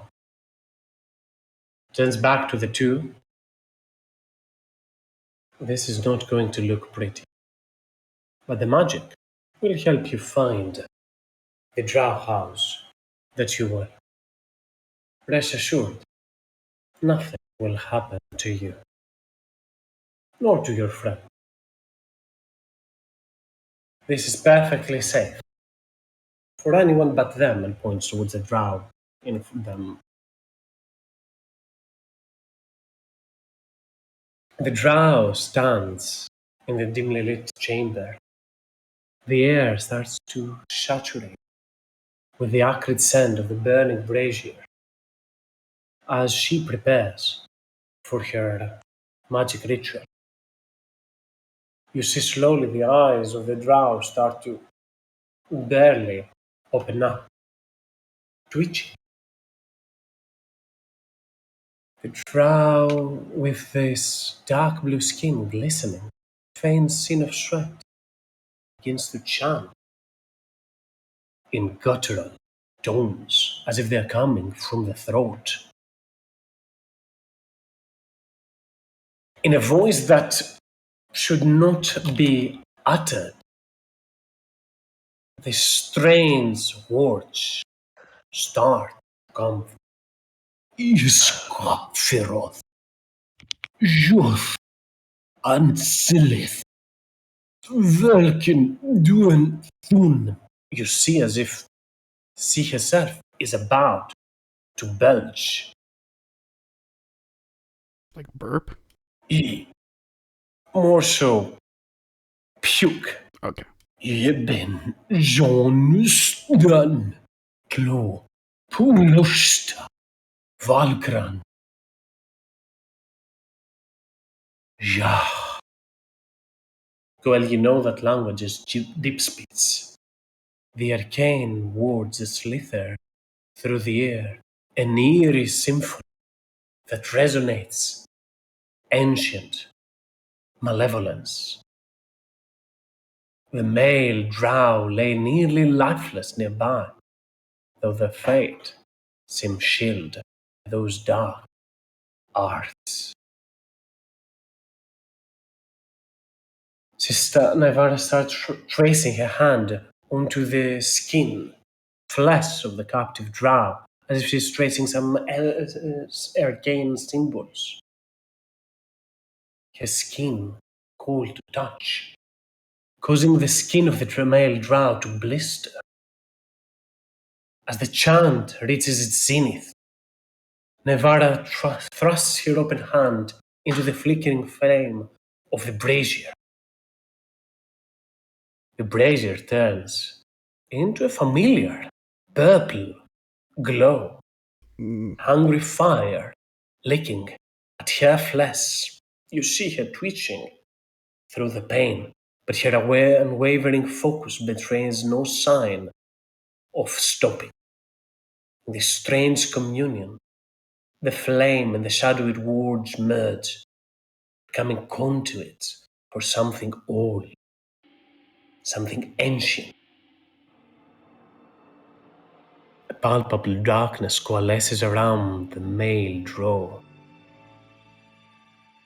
The air carries a vile scent from those blisters, and an unnatural ooze begins to seep out, an inky black that defies the laws of nature. The body makes no sound, but it starts making spasms, as in a grotesque fusion of this ooze and shadow. The skin of the drow start to melt. Jethris, undisturbed, looks at Goel. I guess what I wrote down, Goel, as she's speaking, as soon as she says this servant, or no, consume this vessel, Goel is gonna tell Jethris, She is sacrificing this one to ask a favor. Oh, okay. That's As the skin. Sorry, go ahead, Jethros. Nah, that's probably all you would say. That's alright. As the skin lays exposed, blisters open in there, coming out from the wounds. A macabre sight comes out of the body of the drow. For those that observe, Goel, Jethros, I'm not sure if Elwyn is observing. I know they are awake. Yeah, But if they are, yeah, they are. if you're observing this, I want to roll a wisdom saving throw. Me? Little old Yes. me? Yes. Okay. Question: did I fail? Question, did I fail? Inspiration. Inspiration. There we go. Spiral. I'm not gonna win, so I'm not gonna use inspiration. Then in that case, I need both Elwyn and Jethros to roll me D100. Oh, okay. Oh The no. GM layer. Oh, GM. Oh, I'm not gonna cover sorry. that. I'm gonna No roll a worries, D4 Elwyn. here. It's fine. Wow, you're a madman, Jethros.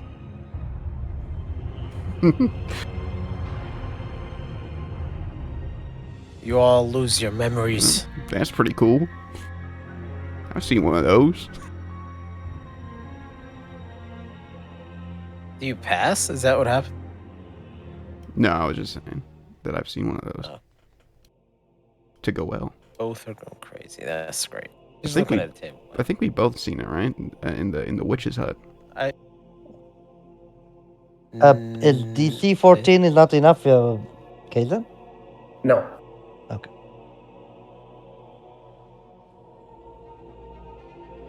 Give me just a quick second. I'll find Yeah, no that. problem. As you see Jethros making a nearly instinctive movement to move as far away as he can Whoa, that's from scary. this. You can clearly tell Jethros that something is wrong, something's pulling you, forcing you to move further away from it. Elohim. I'll forcibly I mean- hold Jethris. But You there's a can cool hold rock him, but over you here. you can see his feet moving backwards as he's trying to move back. He's not really responsive. Elohim, this moment, you forget what happens after that. You completely become entranced. From that moment, at the sight of this, and until somebody nudges you to wake you up, you're completely incapacitated. Not unconscious, you don't pass out or anything as such. Just stand there staring into the distance. Not very responsive.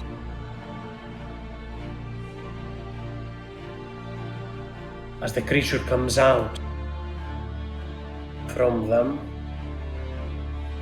and the drow extends a hand, slithering slime moves across and binds on towards you, rubbing for a second before it returns back close to the corpse. She returns towards you, Goel, and speak. Not an unsent one. The unsent one. This is his domain. And this will lead us to your trial.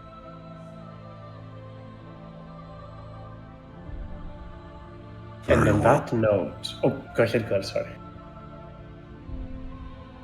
That's it. Just agreeing. And on that note is where we are going to put a pause until next week. All right. As you've got a new companion, and it looks lovely. The face of a drow, the body of an ooze. Cute. It's great. And the Goals first unfazed.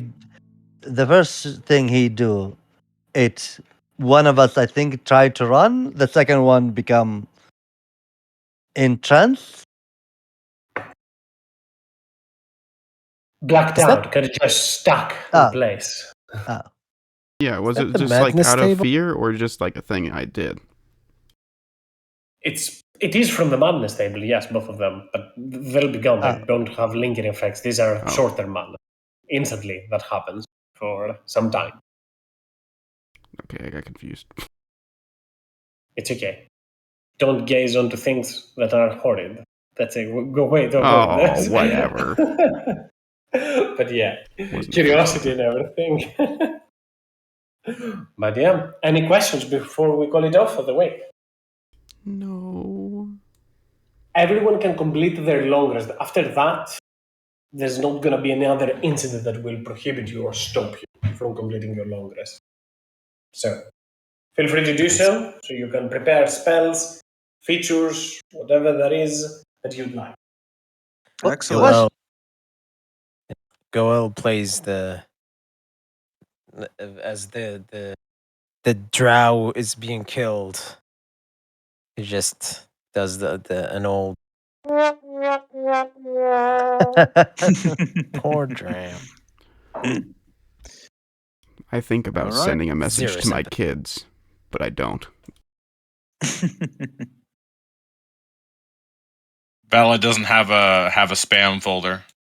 She is forever going to be haunted. Yep. Wait. I still don't understand why Vela was changed with Eloin. No, Vala just assumed that Eloin was much 2 younger. years old. You're a fucking child. He's older. No, I mean normal elf. They don't go adventure like only above 100. Who is this So- violent lost child? Yeah, who released this Jigglypuff holding a shotgun? I'm going to Kind get of- art. I want to get art of that now. One Ki- Punch Man. Who is this kind of like Violent. that. violent lost child? I mean, it's not above drow to kidnap a very young child, but usually elven children get sacrificed. So Vala would be very surprised that they kept the child alive for 7 years. So she Oh. has, but yeah. Yeah, just for fun, I don't think that would be motion. And if that Kaizen allowed that, it wasn't easy for the Drow to capture Alwyn 7 years ago. But yeah, like the reason for him not freeing himself, and I believe most of you might know that the people around him. So, okay, you're very expensive, but around you, not expensive. So, if you do something, we're gonna punish the people, the slave around you. So make you feel what they call guilt trip, something like that. Is That's that a one word? way to keep Yeah. Alwyn around. Yeah. So yeah, this is one of the thing. Like because like I don't see any reason for like I think only Judas, but sadly Judas did not see that.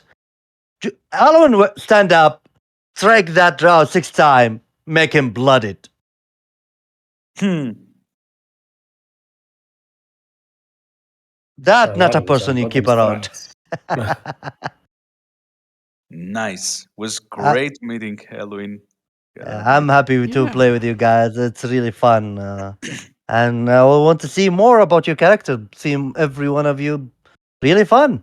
And I hope like you like Halloween. I'll try and be less of a mess next time.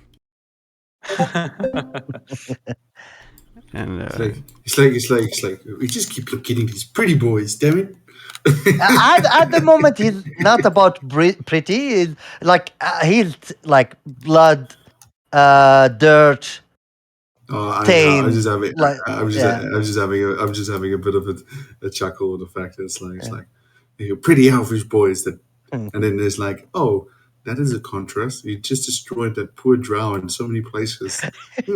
Contrast. It's like, oh, he's pretty. He should be nice. Next moment, you crushed my junk Hmm. with Also- a morning star shaped on Oh, the head of a dragon. oh, like I believe getting hit by a sword is way better than getting hit by a morning star. It seems way painful. I mean, depends on where you get hit, but yeah, I can agree with that sentiment. The sword might, at least the sword will probably get it done with one stroke. The Morning Star may leave you crippled for life. It's a strange weapon. I was having a little bit of a hard time trying to find ways that you can non-lethally attack someone with a morning star. No, it's not that I difficult. You can attack the legs, kneecap the them 80 arms. times. Just don't hit the I mean, major arteries in the legs, you know. I mean, All sure, 300 but of them. still. Just the shins work, the hands work. Just keep breaking each part slowly. I love the start of the fight. Judas threw 3 weapons: a longbow, a great sword, and morning star, and that person immediately picked up the great sword. So it's both funny and hilarious. Yeah, give the 5 feet tall, 6 feet great sword. Nobody wants to say that. Yeah. No judgy. No What's the judgy. Jeffress with a axe basically twice his size? Yeah, literally, it's like. Yeah, but Jeffers knows how to use Jeffers. it. Yeah. This is, Let's make another roll with this. Well, this is the funny part, right? This is Jeffers has a giant a great axe, which basically 2 of his party members are like I want it, give it to us, and Jeffers is like, I'm gonna use this. It's mine. It's precious. mine. It's mine. It's my precious. Yes, especially your hobbits is going to get you. Yeah. Give it to me. I don't want to see it. Please, All right. precious, don't go. Do have to go. See you guys later. That was a good Yeah. game. Enjoy, everyone. Yeah. Have a good one, everyone. Yep. Yep. Thank you for the game, Kaizen. Of Enjoy. course. Bye. Was Thanks for great. the game, everyone. Yeah. I'll be seeing you. Yeah. Thank you everyone for the game. I really had fun. Yeah, it was Jake. okay. Wow. Yeah, it was It was fine. Shots fired. I mean, dude, it's like, see, Kazan, because he said that, you just need to kill him off and give his axe to me. I'll give What are you talking about? Benjamin. You have probably the best sword that a paladin of your build can have. It's Really? insane how potent it is. Hey, what does mine do? You get an additional 1d8 thunder damage. Hey, there's nothing. There's a difference between wanting and needing. Okay, I want it doesn't mean I need it. I can speak Terran, so take that. Terran, but like human Terrans. Well, I had StarCraft. fun. So I'm Yeah. gonna go Thank you. and Bye. slave away at work. Have a good one. All right, see you. I have to feed